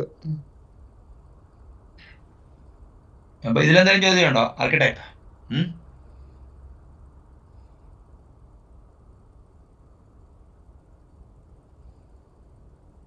It arises from the collective consciousness or common fund of human experience. അതിപ്പോ ഈ നിങ്ങൾ പല കൂട്ടായ്മകൾ കണ്ടിട്ടുണ്ട്. എല്ലാ കൂട്ടായ്മകളിലും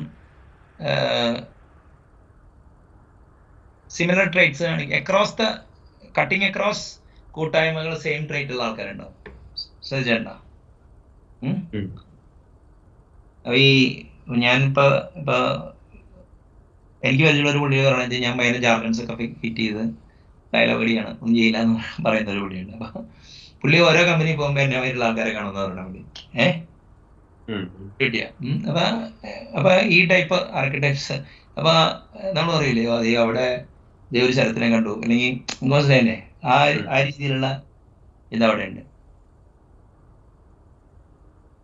പിന്നെ ഈ ദുഃഖപുത്രിക്ക് എനിക്കൊന്നും കിട്ടിയില്ല കേട്ടോ.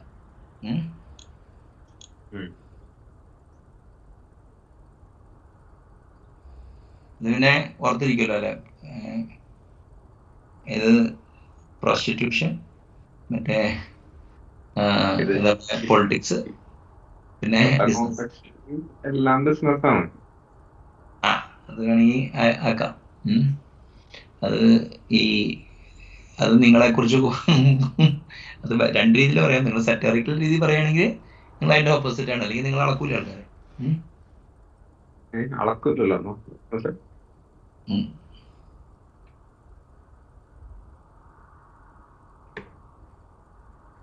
അപ്പൊ ഈ എന്താ പറയാ 168 ആർക്കിടൈപ്സ് ഉണ്ട് ഈ പ്രസ്തുത ബുക്കില്.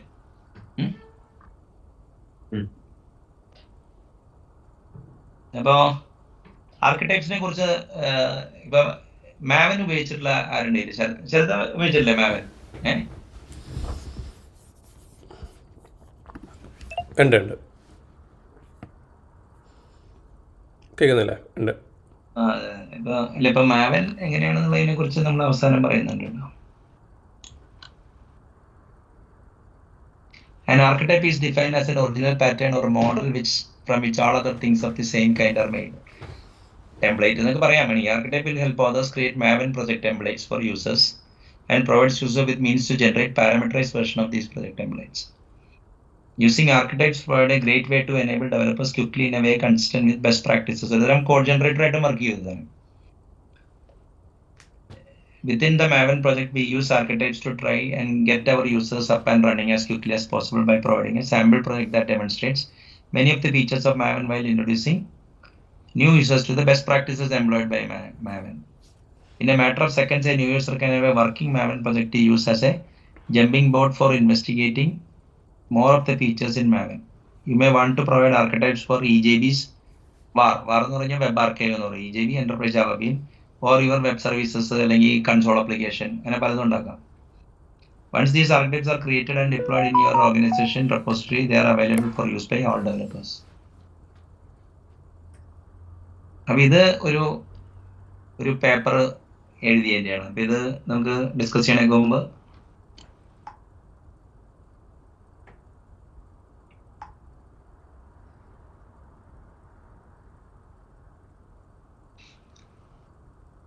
ഇപ്പൊ പാറ്റേൺസിനെ പ്ലോട്ട് ആയിട്ട് കാണുന്നതിനെ കുറിച്ച് എന്താണ് അഭിപ്രായം? ഞാൻ ഈ കോണ്ടെക്സ്റ്റിൽ എടുത്ത കേട്ടോ.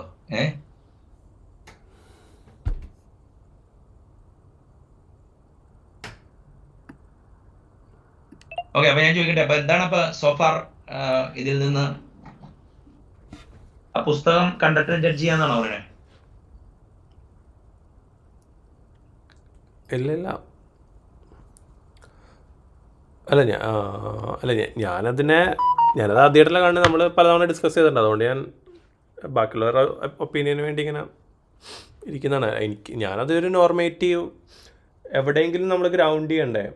ആർബിട്രറി സാധനങ്ങളിൽ ഗ്രൗണ്ട് ചെയ്യാൻ പറ്റില്ല, അല്ലെങ്കിൽ അഡ്ഹോക്കായിട്ട് ഗ്രൗണ്ട് ചെയ്ത് കഴിഞ്ഞാൽ അത് സ്കെയിൽ ചെയ്യണമെന്ന് നിർബന്ധമില്ല.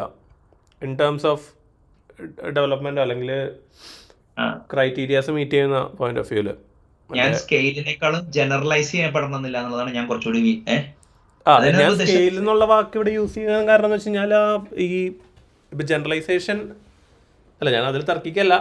അതായത് സോഫ്റ്റ്വെയർ ഗ്രോ ചെയ്യാൻ പറ്റണം, അപ്പം അത് ജനറലൈസേഷൻ ആണെന്ന് നിർബന്ധമില്ല.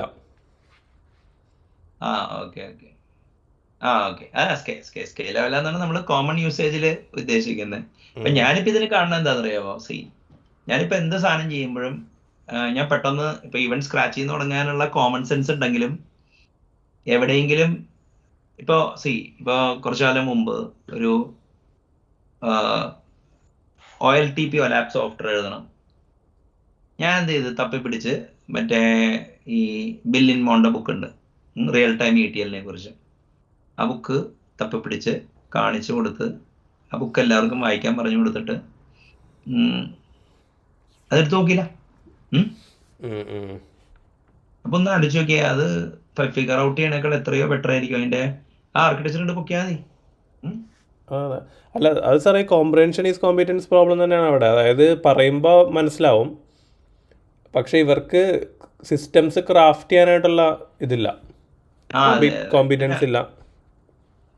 അപ്പൊ അത് അല്ല കോമ്പറ്റൻസ് വന്നെന്നുണ്ടെങ്കിൽ അത് കൈകൊണ്ട് നമ്മൾ കണ്ട സോഫ്റ്റ്വെയറിന്റെ നിന്ന് മാറുകയാണെങ്കിൽ എന്ത് ചെയ്യും? മനസ്സിലായില്ലേ? അപ്പൊ ഇൻപുട്ട് അഡാപ്റ്റേഴ്സ് വേണം, ഔട്ട്പുട്ട് അഡാപ്റ്റേഴ്സ് വേണം, ട്രാൻസ്ഫോമേഴ്സ് വേണം, ഇല്ലേ? അപ്പൊ ഈ റിയൽ ടൈം ETL ആണ് ശരിക്കും അത്. മനസ്സിലായില്ല? അതാണ് കറക്റ്റ് ടൈറ്റിലും. അതേമാതിരി തന്നെ ഇന്റഗ്രേഷനും ഉണ്ടല്ലോ. ഈ കമ്പ്യൂട്ടർ അസോസിയേറ്റ്സിന്റെ ഒരു ഇന്റഗ്രേഷൻ ടെംപ്ലേറ്റ് ഉണ്ട്. മനസ്സിലായില്ലേ? തേർഡ് പാർട്ടി ഇന്റർപ്രേറ്റ് ശരിക്കും ഫ്രീ ഡൗൺലോഡ് അത്. അത് കാരണം നമ്മൾ വേറെ ചിന്തിക്കേണ്ട ആവശ്യമില്ല ശരിക്കും. അപ്പൊ അവിടെ ഈ പുസ്തകം ഞാൻ പറഞ്ഞില്ലേ, അതായത് ഇതിന്റെയൊക്കെ ഒരു ഇപ്പൊ അനാലിസിസ് പാറ്റേൺ ഇപ്പൊ ഈ ആർക്കിടൈപ്സിന്റെ പോയിന്റ് ഓഫ് വ്യൂലേ ഇവര് ഉറപ്പാണ് എനിക്ക് മാർട്ടിൻ ഫൗളർ അയാളുടെ അനാലിസിസ് പാറ്റേൺസിലെ ഞാൻ പുള്ളിയുടെ യോമാൻ ഡിസ്റ്റിൽഡിനേക്കാളും പുള്ളിയുടെ patterns of enterprise application architecture ആണ് ഡാറ്റാബേസ് റീഫാക്ടറിങ്ങോ DSLന്റെ ബുക്കോ റീഫാക്ടറിങ്ങോ ഒക്കെ ഞാൻ റേറ്റ് ചെയ്യുന്നത് ഇപ്പോഴും അനാലിസിസ് പാറ്റേൺസ്. അതായത് ഇതിന് കുറച്ചും കൂടി അനാലിസിസ് പാറ്റേൺസ് ആയിട്ട് ഈ ആർക്കിടൈപ്പ് ഐഡിയക്ക് നല്ല ബന്ധമുണ്ട്.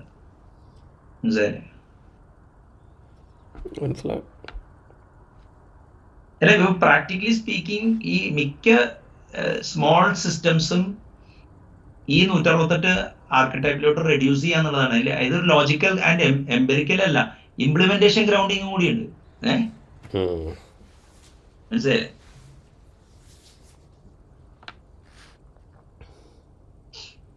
അതായത് ജസ്റ്റ് സ്ട്രക്ചർ മാത്രമല്ല, സ്റ്റേറ്റ് ഡയഗ്രം ഉണ്ട്, പിന്നെ എന്തൊക്കെ ചെയ്യണം എന്നുള്ളതിന്റെയും കൂടി ഡീറ്റെയിൽസ് ഉണ്ട്.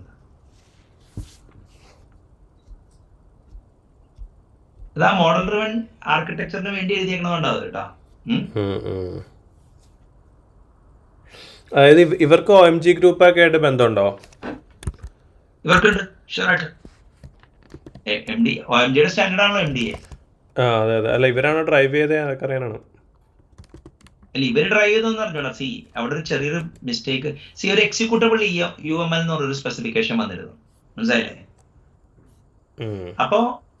അപ്പോഴാണ് OMG പലരും UML എക്സിക്യൂട്ടബിൾ UML ചുറ്റിപ്പറ്റി ഫ്രെയിംവർക്ക് ഉണ്ടാക്കിയത്. അതിന്റെ സ്റ്റാൻഡേർഡ് ആയിട്ടാണ് MDA വന്നതെന്നുള്ളതാണ് എന്റെ വിശ്വാസം. പക്ഷെ അത് അന്ന് കുറച്ചുകൂടി കോർബ അങ്ങനത്തെ കാര്യങ്ങളിലൊക്കെ ഒക്കെ ആയിരുന്നു. മനസ്സിലായില്ലേ? ഡിസ്ട്രിബ്യൂട്ടഡ് ഒബ്ജക്ട്സ് സോപ്പൊക്കെ വന്നുള്ളൂ. മനസ്സിലായില്ലേ?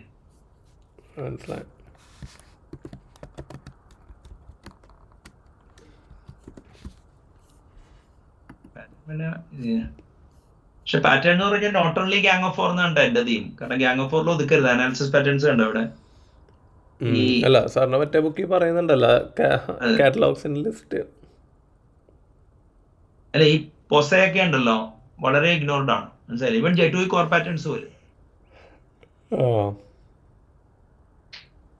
പിന്നെ ഡൊമൈൻ ഡ്രിവൺ ഡിസൈൻ. അല്ല ഇത് മെയിൻ ഇതെന്താ അറിയാമോ? ഇപ്പൊ ഇങ്ങനത്തെ ഒരു അപ്രോച്ച് ഉണ്ടെങ്കിൽ നമുക്കൊരു തേർഡ് പാർട്ടി സ്കീമൊക്കെ ഉപയോഗിക്കാന്ന് വെച്ചോ, നമുക്ക് റീസൺ ചെയ്യാൻ എളുപ്പമാണ്.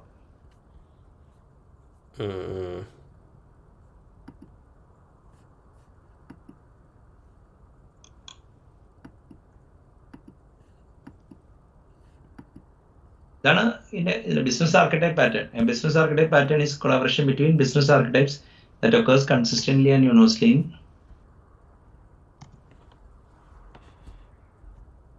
പാർട്ടി നമ്മൾ കുറച്ച് ഡിസ്കസ് ചെയ്തു. Party relationship, customer, quantity. ഈ ക്വാണ്ടിറ്റിയൊക്കെ നമ്മൾ ശരിക്കും എളുപ്പമുള്ള സാധനം വന്നത്. ഇപ്പൊ ChatGPT വന്നാൽ ചിലപ്പോൾ കിട്ടുമായിരിക്കും കേട്ടോ. ഈ ജോസ് എൽക്കോ എന്ന് പറഞ്ഞ പുള്ളിയുണ്ട്. പുള്ളിയുടെ ഒരു ബുക്ക് തന്നെ ക്വാണ്ടിറ്റി ആൻഡ് അതായത് ഫിസിക്സ് ഒക്കെ പുള്ളി പറയണേ എങ്ങനെ നമുക്ക് SQL വെച്ചിട്ട് ഈ മറ്റേ MKS സിസ്റ്റം മീറ്റർ കിലോ ആണ് എന്താ നിങ്ങളുടെ MKS സിസ്റ്റത്തിന്റെ ഫുൾ ഫോം?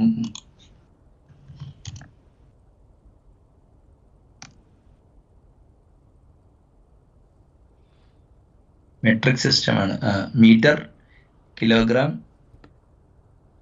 സെക്കൻഡ്സ്. MKS തന്നെ. പിന്നെ SI മറ്റേ സിസ്റ്റം ഇന്റർനാഷണൽ എന്ന് കണ്ടാണ്.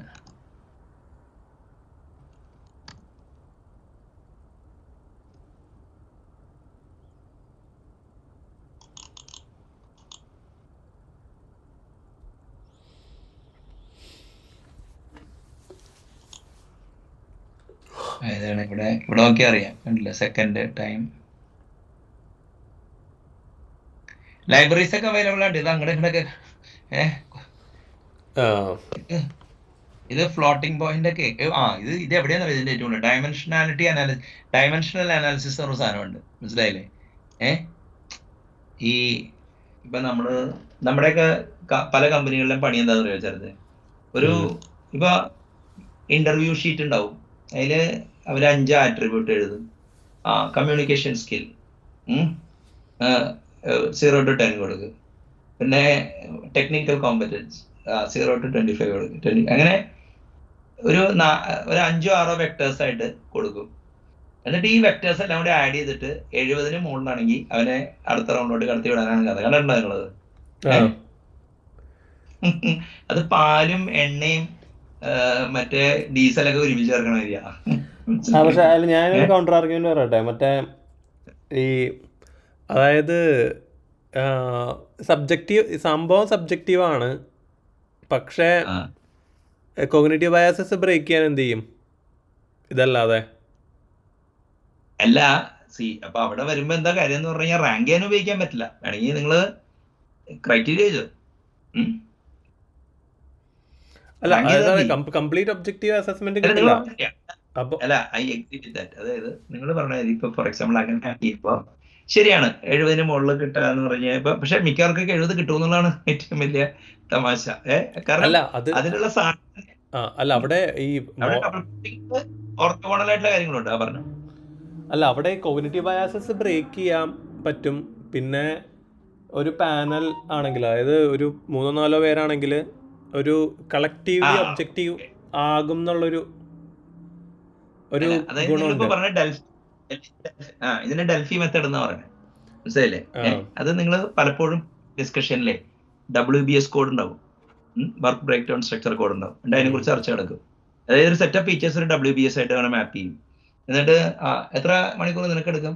4 മണിക്കൂർ. ഒരാൾ ഒരു 8 മണിക്കൂർ എടുക്കും. എല്ലാം കൂടി ആവറേജ് ചെയ്തിട്ട് കൊടുക്കുന്ന പരിപാടിയാണ് പറയണത്, അല്ലെ? അത് നിങ്ങൾക്ക് വേണമെങ്കിൽ അക്രോസ് ദ പീപ്പിൾ ഒരു അക്രോസ് ദ പീപ്പിൾ വന്നു കഴിഞ്ഞാൽ ബെറ്റർ മെട്രിക്സ് കിട്ടും. പക്ഷെ റാങ്കിങ്ങിന് ഉപയോഗിക്കാൻ പറ്റില്ല എന്നാണ് എന്റെ ന്യൂമറിക്കൽ സിഗ്നിഫിക്കൻസ് ഇല്ല അതിന്, മനസ്സിലായില്ലേ? അതായത് ത്രെഷോൾഡ് വേണമെങ്കിൽ വെച്ചോന്ന്. അതെ. അത് പിന്നെ അല്ലെ, നിങ്ങൾ പറഞ്ഞ ആർഗ്യുമെന്റ് ഞാൻ പണ്ട് പറഞ്ഞപ്പോൾ ആൾക്കാർ പറഞ്ഞിട്ടുണ്ട്. നിങ്ങൾക്ക് എങ്ങനെയാണ് ഈ ആർഗ്യുമെന്റ് വന്നത്? ആലോചിച്ചപ്പോഴാണോ?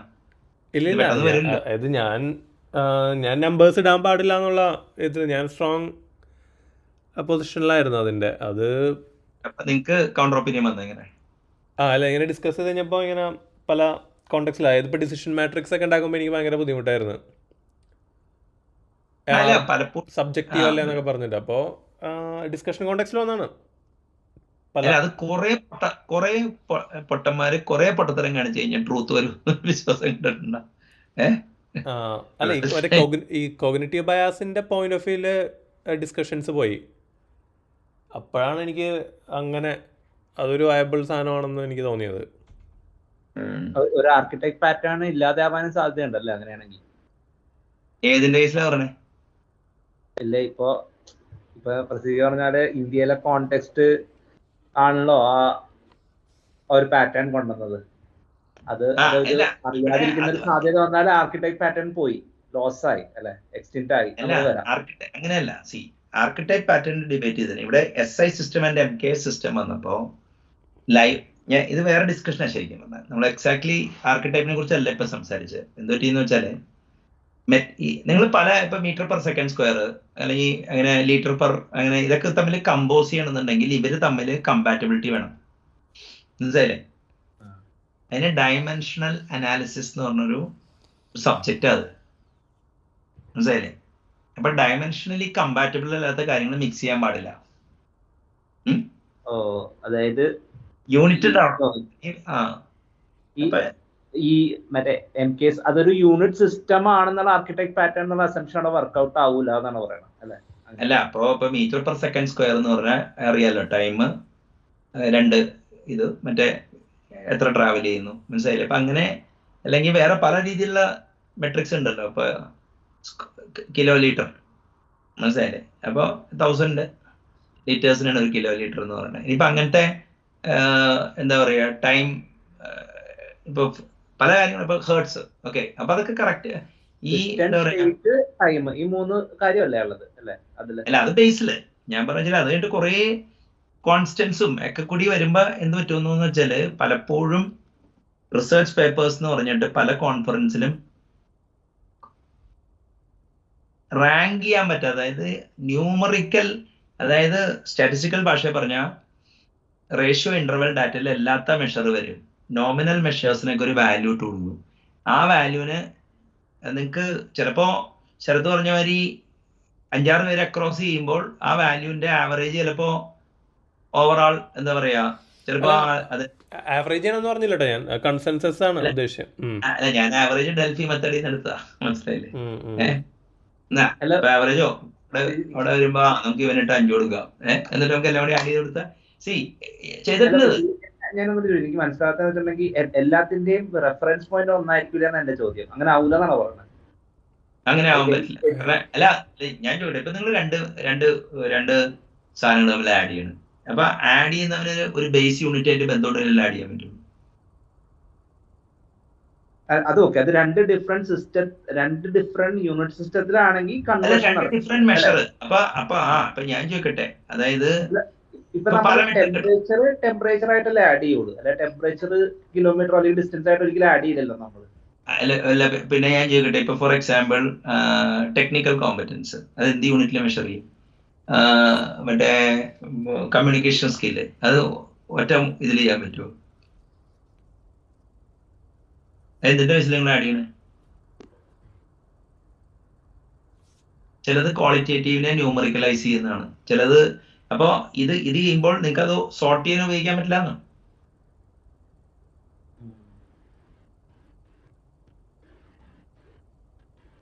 പക്ഷെ ഡിഫറെന്റ് സ്റ്റാൻഡേർഡ് വരുമ്പോ ഒരു അഗ്രീഡ് നോം ആയിരിക്കില്ല. പക്ഷെ അഗ്രീഡ് നോം തന്നെ വെവ്വേറെ ആണെങ്കിലാണ് പ്രശ്നം, അല്ലെ?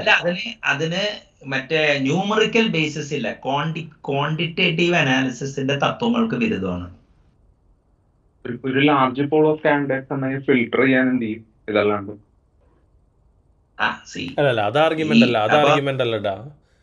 അത് എന്തിന് ഇതെടുക്കണം എന്നുള്ളതാണ് ആർഗ്യുമെന്റ്. ഞാൻ ഉദ്ദേശിച്ചത് ഫിൽട്ടറിംഗ് എന്നുള്ള രീതിയിൽ ഇതെടുക്കാം. അല്ല, അപ്പൊ പിന്നെ നിക്ക് ലാർജ് പൂൾ ഓഫ് കാൻഡിഡേറ്റ്സ് വന്നു എന്നാൽ നമുക്ക് റാൻഡംലി ഇത് ചെയ്താൽ മതി, ടോസ് ഇട്ടാൽ മതി. അല്ല, അതിലും ബെറ്റർ ആയിരിക്കുമല്ലേ ഇതിന്റെ? എങ്ങനെ? എന്തുകൊണ്ടെന്ന് പറ, ഇൻഡ്യൂഷൻ വന്നിട്ട് കാര്യമില്ലല്ലോ. അല്ല, ഈ പറഞ്ഞ ഔട്ട് ഓഫ് എന്റെ ഒരു ആർഗ്യുമെന്റ് കമ്പ്യൂട്ടേഷണൽ എഫിഷ്യൻസി ആണ്, അല്ലെ?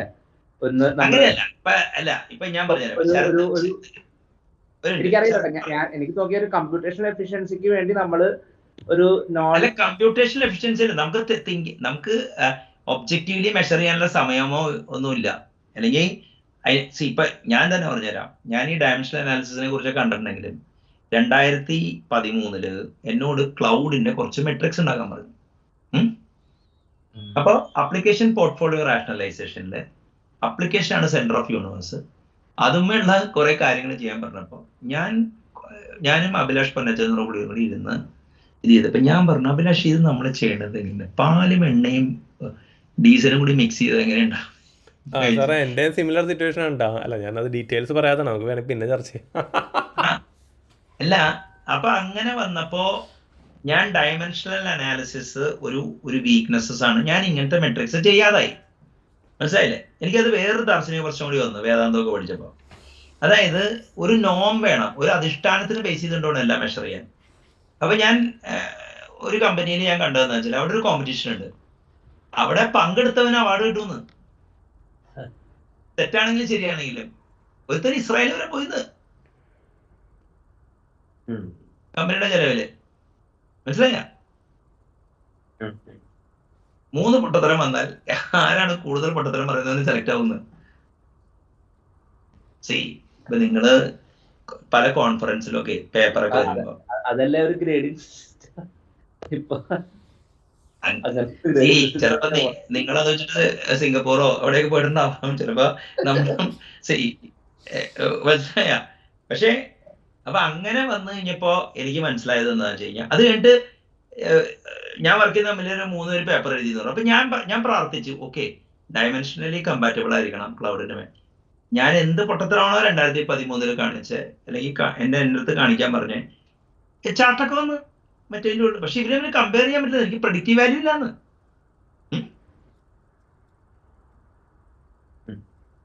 ഓ ഇനി അത് ഞാൻ വേറെ രീതി പറഞ്ഞു. ഈ മെറ്റാ ട്രേഡർ എന്ന് പറഞ്ഞൊരു സോഫ്റ്റ്വെയർ സിസ്റ്റം ഉണ്ട്. അപ്പൊ മെറ്റാ ട്രേഡർ എന്ന് പറയുന്ന സോഫ്റ്റ്വെയർ സിസ്റ്റത്തില് നിങ്ങൾക്ക് ടിക്കർ വരും, ഓരോ കറൻസി ട്രേഡിംഗ് സിസ്റ്റമാണ് ഡാറ്റ. അപ്പോ ഇതൊക്കെ തമ്മിൽ അങ്ങോട്ടും ഇങ്ങോട്ടൊക്കെ മിക്സ് ചെയ്യാൻ നോക്കുമ്പോ സംഭവം എന്താന്ന് വെച്ച് കഴിഞ്ഞാൽ, ഞാൻ ഒരു ലീനിയർ റിഗ്രഷൻ ഒരു സെറ്റ് ഓഫ് വാല്യൂവിന്റെ മുകളിൽ ഞാൻ കുറെ സപ്പോർട്ട്, അങ്ങനെ കുറെ സാധനങ്ങളുണ്ട്. ഈ ക്യാൻഡിൽ സ്റ്റിക് ഡയഗ്രം എന്ന് പറയുന്ന സാധനമുണ്ട്, മനസ്സിലായില്ലേ?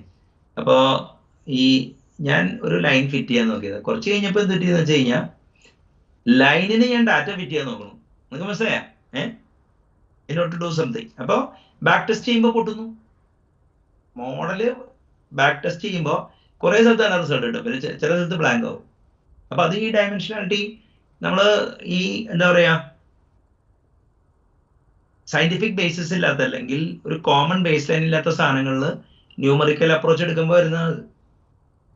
മനസ്സിലായോ?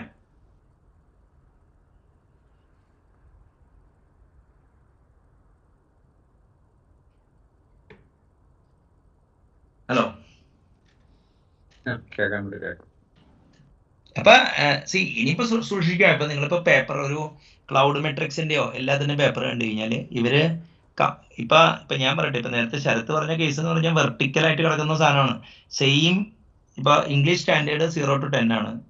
ഇപ്പൊ പല ആൾക്കാര് 6 to 7 to എന്നൊക്കെ പറയുമ്പോ അതിന്റെ ഉള്ളിലാണ്. പക്ഷെ ഇംഗ്ലീഷ് സ്റ്റാൻഡേർഡിന്റെ സാധനവും മറ്റേ ഇതിന്റെയും കൂടി സാധനം വന്നു കഴിഞ്ഞാൽ, അതായത് അവന്റെ ടെക്നിക്കൽ കോമ്പറ്റൻസിന്റെ ആഡ് ചെയ്ത് കഴിഞ്ഞാൽ കിട്ടുന്ന വാല്യൂ, അതെന്ത് സിസ്റ്റം? അല്ല മറ്റേ തന്നെ മൾട്ടിപ്പിൾ ഡയമെൻഷൻസ് ഉണ്ട് കേട്ടോ. അതിലും നമ്പേഴ്സ് ഇട്ട് ആഡ് ചെയ്യുന്നതാണ് ഇവർ ഉദ്ദേശിക്കുന്നത് ആക്ച്വലി. അതെ. അല്ല അതിപ്പോ ഇവരെന്ത് ചെയ്യണം, കൂടുതൽ വേരിയബിൾസ് ആഡ് ചെയ്യും, കൂടുതൽ ഗ്രാനുലാരിറ്റി ആഡ് ചെയ്യും. അപ്പൊ ഇവർക്ക് സയന്റിഫിക് ആണെന്ന് ഫീൽ ചെയ്യും. കൂടുതൽ വേരിയബിൾസും വെയിറ്റഡ് ആണ് അടുത്ത പ്രശ്നം. ഇത് എല്ലാം 0 to 10 ഇട്ടിട്ട് 10 യൂണിറ്റിനെ അല്ലെ, ചിലപ്പോ ചിലതിനൊക്കെ വെയിറ്റ് 3 points ഇടും, മറ്റേ 1 കുറച്ചിടും. ഇതെല്ലാം കൂടി ഫഡ് ചെയ്തിട്ട് മറ്റേ 5% കിട്ടി 20 ആട്രിബ്യൂട്ട്. അങ്ങനെ അയ്യോ ഇത് കണ്ടു മടുത്തല്ല. മനസ്സിലായില്ലേ? സാർ പറയുന്നത് റാഷണൽ ആർഗ്യുമെന്റ് അവിടെ പ്ലേസ് ചെയ്യണം എന്നാണോ? ഓൾട്ടർനേറ്റീവ് അത് റോങ് ലീഡിംഗ് ആണ്. യു ആർ മേക്കിംഗ്, ഞാൻ പറഞ്ഞേ പങ്കെടുത്തവന് അവാർഡ് കിട്ടും, ചികിത്സ ചെയ്യുന്നതിന്. അങ്ങനെയാണ് പിന്നെ എന്തിനാ നമ്മള് മറ്റേ ബേസിയൻ അനാലിസിസും സെൻസിറ്റിവിറ്റി സ്പെസിഫിറ്റി ഒക്കെ നോക്കണേ? ഈ മരുന്ന് കൊടുത്തപ്പോ ഇത്ര പേരായി അല്ലേ? ഇത് രണ്ടും മിക്സ് ചെയ്യുമ്പോ കിട്ടുന്ന സ്കോർ അത് എന്താന്നുള്ളത് ആർക്കും അറിഞ്ഞൂടാ. അത് വെച്ച് റാങ്ക് ചെയ്യാൻ പറ്റില്ല. അല്ല റാങ്ക് ചെയ്യാൻ പറ്റില്ല എന്ന് പറഞ്ഞാൽ അത് യൂസ് ചെയ്യാൻ പറ്റില്ല എന്നുള്ള അതിന് ആർഗ്യുമെന്റ്. അപ്പൊ യൂസ് ചെയ്യാൻ ഒരു സുഖം കിട്ടുമല്ലോ, ഒബ്ജക്റ്റീവ് ആയിരുന്നു നമ്മൾ. അല്ല അപ്പൊ നിങ്ങക്ക് ഓൾട്ടർനേറ്റീവ് എന്താണ്? എനിക്കറിയില്ല, അങ്ങനെ ചെയ്യാതിരിക്കാന്നുള്ളതാണ്, പേപ്പർ എഴുതാതിരിക്കാൻ. അല്ല പേപ്പറിന്റെ കേസ് വിടും. പേപ്പർ ഇത് നമുക്കിപ്പോൾ അല്ലാത്ത ഡിസിഷൻ മാട്രിക്സും പരിപാടികളൊക്കെ ഉണ്ടല്ലോ. അപ്പോൾ ഇത് ഇപ്പം ലാല് പറഞ്ഞതിനോട് ഞാൻ യോജിക്കുന്നില്ല. ലാൽ നമ്മൾ ചാൻസ് കൊടുത്തില്ല, അതുകൊണ്ട് യോജിക്കണില്ല എന്ന് പറയാനുള്ളത്. ഇപ്പോൾ ഈ എന്റെ ആർഗ്യുമെന്റ് അത് തന്നെയാണ്. അതായത് ഇതിന് വേറെ ആൾട്ടർനേറ്റീവ് ഇല്ല. ആൾട്ടർനേറ്റീവ് ഇല്ലാത്ത സ്ഥിതിക്ക് എന്റെ ആർഗ്യുമെന്റ് കേട്ടായിരുന്നോ ലാല്? ഒന്നും കൂടി പറയാവോ? അതായത് കോഗ്നിറ്റീവ് ബയാസ് ബ്രേക്ക് ഔട്ട് ചെയ്യാനായിട്ട് വേറെ മാർഗമില്ല. ഫോഴ്സ് ചെയ്യാൻ, സിസ്റ്റം ടു ഫോഴ്സ് ചെയ്യാനായിട്ട് വേറെ എന്താണ് മാർഗം? അപ്പോൾ നമ്മൾ ഫോഴ്സ്ഡ് ആവും ഇങ്ങനെ ചെയ്ത് കഴിഞ്ഞാൽ ഒബ്ജക്റ്റീവ് ആവാനായിട്ട്. പിന്നെ അത് ഒരു പാനലാണെങ്കിൽ കളക്റ്റീവ് കൺസെൻസസ് ഉണ്ടെങ്കിൽ റിലേറ്റീവ്ലി ഒബ്ജക്റ്റീവ് ആയിരിക്കും ഡിസിഷൻസ് എന്നുള്ള അതാണ് അത് തന്നെ അല്ല, ഇത്. ആ argument അവിടെ നിന്ന് സി ഞാൻ പറഞ്ഞില്ല അവിടെ. പക്ഷെ ഒരു കാര്യമുണ്ട്, ഈ നിങ്ങള് അഗ്രഗേറ്റുമ്പോ ചെയ്താ പോയി. ആ അല്ല അഗ്രേഡ് പോയിന്റ് മറ്റേ ഫൈൻ ഗ്രൈൻഡ് ഇത് എലമെന്റ് ലെവലിൽ ഇടണം, ഇൻക്ലൂഡിങ് അല്ല വെയിറ്റ്. അത് അല്ല, ഇപ്പൊ 0 to 10 ഒരു ഹോമോജീനിയസ് യൂണിറ്റ് ആണല്ലോ, മനസ്സിലായില്ലേ? വല്ല യൂട്ടിൽസ്നോ എന്തെങ്കിലും ഇടാലോ. ഇത് വേറെ സാധനങ്ങളൊക്കെ ആയിട്ട് വരുമ്പോഴാണ് ഇതിപ്പോ ആർഗ്യുമെന്റ് ഇതിലെങ്കിലും 0 വന്നാല് ആളെ സ്കിപ്പ് ചെയ്യാന്നുള്ള രീതിയിലാണെങ്കിലാ. ഇല്ല, അപ്പോൾ ലീനിയർ റിലേഷൻഷിപ്പ് മാറ്റി നേരെ ഇതിലോട്ട് മാറ്റി, ഹൈറാർക്കിയിലോട്ട് മാറ്റി, കണ്ടീഷണലിലോട്ട് പോയി. അതിലും കോംപ്ലക്സാ. കോംപ്ലക്സ് ആണ്, അതെ. പക്ഷെ ആ കമ്പനിക്ക് വേണ്ട വാല്യൂസ് ആയിരിക്കുമല്ലോ കമ്പനി മെഷർ ചെയ്യാൻ നോക്കണത് ഈ സാധനങ്ങൾ വെച്ചിട്ട്. ഞാൻ പറയട്ടെ, ഈ ടൈപ്പ് ഇത് ഇപ്പൊ ഫസ്റ്റ് എന്റെ ഉദ്ദേശം ഇതായിരുന്നു. ഇത് മെഷർ വന്നപ്പോ ഇത് കാണുമ്പോ എപ്പോഴും എനിക്ക് ആ ഓർമ്മ വരും 2013 2 ആഴ്ച. അതായത് അലോക്കേഷൻ കിട്ടുകയും വേണം നമുക്ക്. അപ്പൊ നമ്മൾ നേടണം, നമ്മൾ ബോസിന് സാധനം കൊടുക്കുകയും വേണം. പക്ഷെ I'm sure that it is not a case. അപ്പൊ ഞാൻ ഒരു PhD കാരൻ വന്നു. അപ്പൊ ഞാൻ പറഞ്ഞു, PhD ഇത് എടുക്കുമ്പോ ഒരു പ്രശ്നം ഇങ്ങനത്തെ അതില്ലാതെ ഞങ്ങളെ സർക്കിൾസിലൊക്കെ ഇതൊക്കെ ചെയ്യാറുണ്ട്. അപ്പൊ ഞാൻ വരുന്നത് നീ ഏത് എവിടത്തെ PhD കാരനാണെന്ന് എനിക്ക് തോന്നിയത്, മനസ്സിലായ?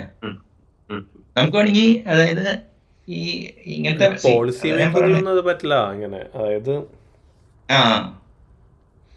അല്ല അപ്പൊ എവിടെയാ പറ്റാ, അതാണ് അതൊരു പ്രശ്നമാണ്, അതൊരു വൻ പ്രശ്നമാണ്. അതായത് അതെ, ഇത് നിങ്ങൾ പറയുന്ന വഴിക്കാണ് പോണെങ്കിൽ ഒരു തരത്തിലും രണ്ടാൾക്കാരെ കമ്പയർ ചെയ്യാൻ പറ്റില്ല.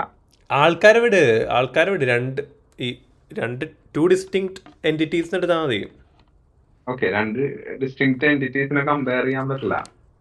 അവരുടെ ഫീച്ചേഴ്സ് എങ്ങനെയാണ് മെഷർ ചെയ്യാൻ പറ്റില്ലല്ലോ. അല്ല അതാണ് അപ്പം നമ്മളെ കോണ്ടെക്സ്ച്വലി റാഷണൽ ആർഗ്യുമെന്റ് മതിയോ എന്ന് ഞാൻ ചോദിക്കുന്നതാണ്. അല്ല, അപ്പൊ അതിലും ഭേദമല്ലേ ഒരു പാനൽ ഇന്റർവ്യൂ നടത്തിയിട്ട് ആൾക്കാരുടെ ഗട്ട് ഫീലിംഗ് വെച്ചിട്ട് ഒരു വോട്ടിങ്ങോ? ബെസ്റ്റ് അതേ ചെയ്യാൻ പറ്റുള്ളൂ. പക്ഷെ എത്ര ടൈം അതിന് സ്പെൻഡ് ചെയ്യും, അതിന്റെ വാല്യൂ അല്ല, നിങ്ങള് ഞാനൊരു വിക്കിപീഡിയയിൽ ഒരു പേജ് ആയിരുന്നു, ഇത് വായിച്ചു കഴിഞ്ഞാൽ പിന്നെ ജീവിതത്തിൽ നിങ്ങൾ അത് ചെയ്യൂല, മനസ്സിലായില്ലേ? എന്റെ സംഭവം എന്താണെന്നറിയോ, ഈ പാനലിനെ വെക്കണമെങ്കിൽ അതിനൊരു കോസ്റ്റ് ഉണ്ട്. ഇത് കണ്ടില്ലേ? നിങ്ങൾ പറ. അല്ല, അതാണ് ഡയമെൻഷണൽ ഹോമോജനിറ്റി ഉണ്ട്. അപ്പൊ തന്നെ വന്നേക്കണം എന്താ നോക്കി, ആപ്പിൾസ് ആൻഡ് ഓറഞ്ചസ്.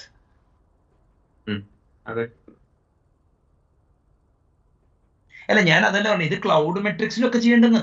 നിങ്ങൾക്ക് മനസ്സിലായില്ലേ? അതായത് പെട്ടെന്ന് ഇവർക്ക് അരിത്തമാറ്റിക് വെച്ചിട്ട് ഒരു സാധനമാണ് തട്ടിക്കൂട്ട്, മനസ്സിലായില്ലേ?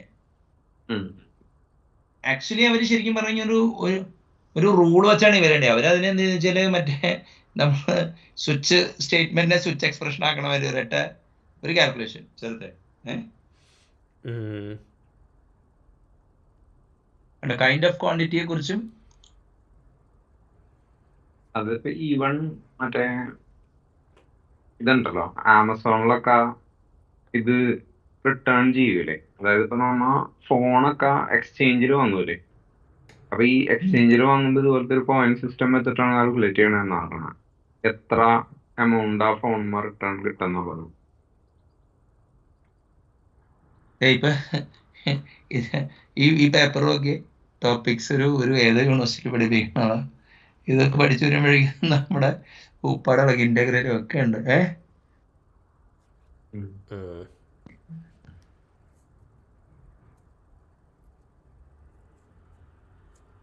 ഇത് +2 ചെയ്യണമല്ലോ നമ്മള്, +2 ചെയ്യുന്നുണ്ട്. എഞ്ചിനീയറിംഗ് നിങ്ങളൊരു പേപ്പറും പഠിച്ചിട്ടുണ്ടാവും, പക്ഷെ അത് മര്യാദക്ക് പഠിച്ചോ. ഇനിയിപ്പോ പുറത്തിറങ്ങിയാൽ തന്നെ അത് പഠിച്ചവരും PhD കിട്ടിയവരും ചെയ്യണത് മറ്റേ അവരുടെയാണ്.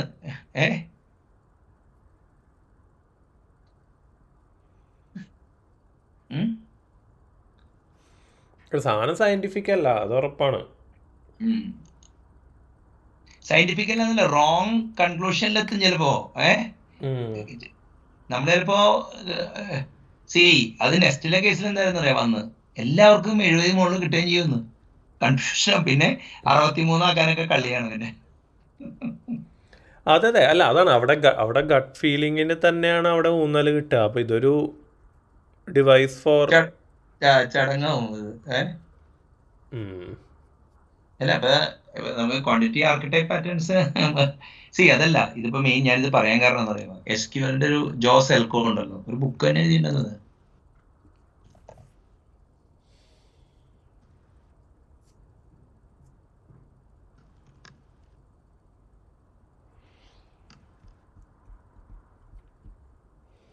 Data measurement standards in SQL കണ്ടില്ലേ?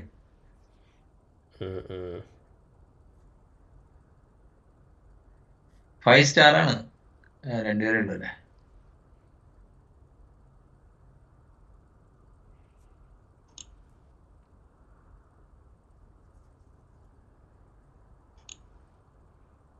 ഇതൊരു വായിക്കേണ്ട ബുക്കാണ്ട് ചെറുത്. അല്ല ഇയാളുടെ എല്ലാ ബുക്കും കൊള്ളാം.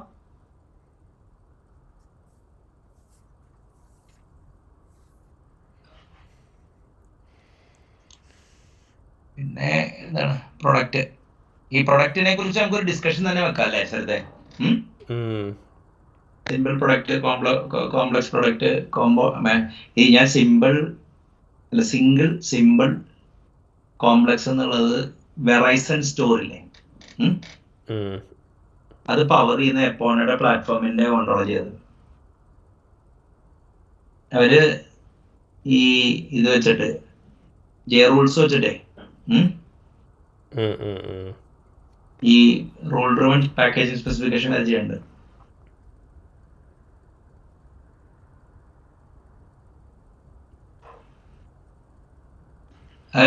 ഇതിനെ കുറിച്ച് ഇപ്പൊ ഞാൻ പറയട്ടെ, ഇപ്പൊ പ്രോഡക്റ്റ്, ബണ്ടില്, കിറ്റ്, അങ്ങനെ ഞാൻ ഒരു ഇലാബറേറ്റ് ആക്സോൺ ഞാൻ ശരദിനോട് മറ്റേ വൈശാഖ ദിവസം സംസാരിച്ച.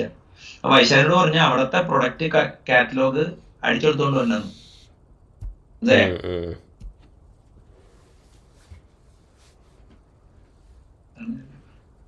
ഇൻവെന്ററി ക്ലോസ്ലി റിലേറ്റഡ് ടു വേറെ കുറെ സബ് ആർക്കിടെക്ട്സ് ഉണ്ട്. ഓർഡറാണ് ഏറ്റവും ഡിഫിക്കൽട്ട് ആയിട്ടുള്ള. ഇതെല്ലാം ഈ പല ആർക്കിടെക്ട്സാണ്.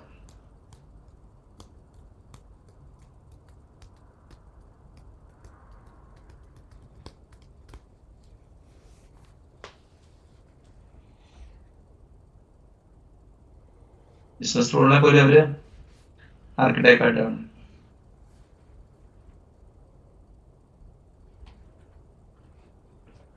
ഹെൽത്ത് കെയറിനെ കൊണ്ടുള്ള ഞങ്ങൾക്ക് വേറെ സംസാരിക്കും. ഇതൊരു പക്ഷെ ഇങ്ങനെ ഞാനൊരു ബേസിക് ആയിട്ട് പറഞ്ഞുതരാം. അതായത് അമേരിക്കയില് 51 സ്റ്റേറ്റ് ഉണ്ട് ചെറുതെ, 50 ഫെഡറൽ അടക്കം 51. അപ്പോ മെഡിക്കൽ എയ്ഡ് വിതരണം ചെയ്യണം. അപ്പൊ ഓരോ സ്റ്റേറ്റിലും വേറെ വേറെ ഫോമാണ്.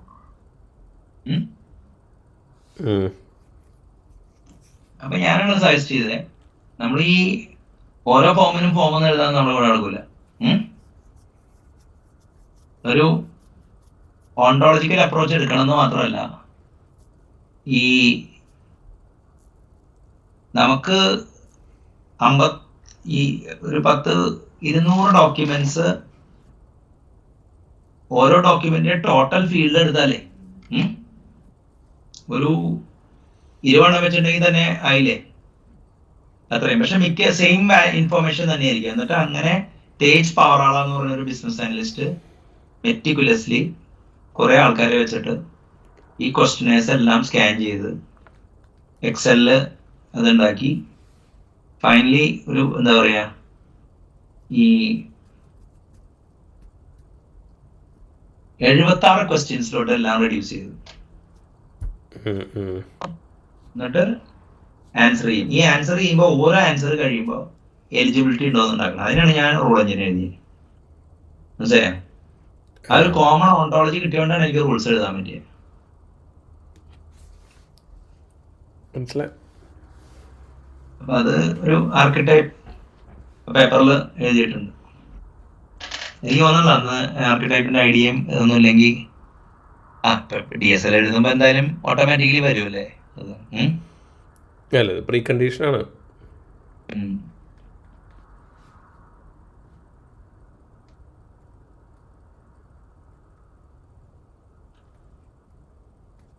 നമുക്ക് മൈൻഡ് ചെയ്യാം.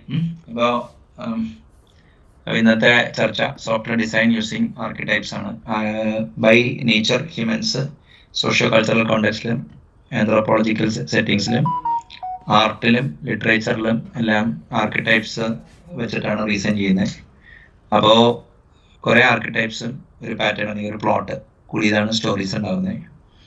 അപ്പോൾ ബിസിനസ് ഓരോ കോണ്ടെക്സ്റ്റിനെയും നമുക്ക് വേണമെങ്കിൽ ഒരു സ്റ്റോറി മാതിരി ഇത് ചെയ്യാൻ പറ്റും. അവിടെ ആരൊക്കെയാണ് പ്ലെയേഴ്സ് എന്നുള്ളതനുസരിച്ച് നമുക്ക് ആർക്കിടൈപ്സിൻ്റെ ആട്രിബ്യൂട്ടും സ്റ്റാൻഡേർഡ് ബിഹേവിയറും ഇത് permissible value for the constant എന്താണെന്നുള്ളത് നമുക്ക് അറൈവ് ചെയ്യാൻ പറ്റും. അപ്പോൾ ഒരു എന്റർപ്രൈസ് ആപ്ലിക്കേഷൻ എഴുതുമ്പോൾ പൊതുവേ ഇപ്പോൾ മോഡേൺ ഡേ എന്റർപ്രൈസസിലൊക്കെ കുറച്ച് റെഗുലേറ്റഡ് ഇൻഡസ്ട്രി ആയതുകൊണ്ട് ഈ കസ്റ്റം ആപ്ലിക്കേഷൻ ഡെവലപ്മെന്റിലാണ് ഇപ്പോൾ ആൾക്കാർ സ്കീം ഉണ്ടാക്കുന്നുള്ളൂ. ഈ ഇന്റർഡിപെൻഡന്റ് സിസ്റ്റംസ് അല്ലെങ്കിൽ EDI ഇലക്ട്രോണിക് ഡാറ്റ ഇന്റർചേഞ്ച് ഒക്കെ ഉള്ള സ്ഥലത്ത് ഇത് സ്കീമ വാങ്ങിക്കുകയാണ് ചെയ്യണത്. ഇനിയിപ്പോൾ വാങ്ങിച്ചില്ലെങ്കിൽ തന്നെ translator to standard schema is a must. അപ്പം അങ്ങനെ വരുമ്പോൾ നമുക്ക് നമ്മുടെ ആർക്കിടൈപ്സ് ഡിസൈൻ ചെയ്യുമ്പോൾ ഈ പുസ്തകവും ഇതിൻ്റെ മോഡലും ഇത് കുറച്ചും കൂടി ഒരു എന്താ പറയുക ട്രാൻസ്ലേഷൻ മെക്കാനിസം, ഒരു mapping mechanism to standard archetypes ഉണ്ടെങ്കിൽ നമുക്ക് സിസ്റ്റംസ് എഴുതാൻ പറ്റും. അപ്പോൾ ഒരു ആർക്കിടൈപ്പ് സെൻട്രിക് ഡെവലപ്മെൻറ്റ് സിസ്റ്റം ഇൻറ്റഗ്രേഷനെയും മെർജേഴ്സ് ആൻഡ് അക്വിസിഷനെയും ഒക്കെ വളരെ ഹെൽപ്പ് ചെയ്യും. അപ്പോൾ ആർക്കിടൈപ്പ് എന്നുള്ള ഐഡിയ സൈക്കോളജിയിൽ നിന്നാണ് സോഫ്റ്റ്വെയറിലോട്ട് പെർക്കുലേറ്റ് ചെയ്തെങ്കിലും ഈ സിൻസ് എന്താ പറയുക prostitution is the oldest profession, politics is the second, and business is the third human enterprise. അതിൽ business archetypes like party relationship, customer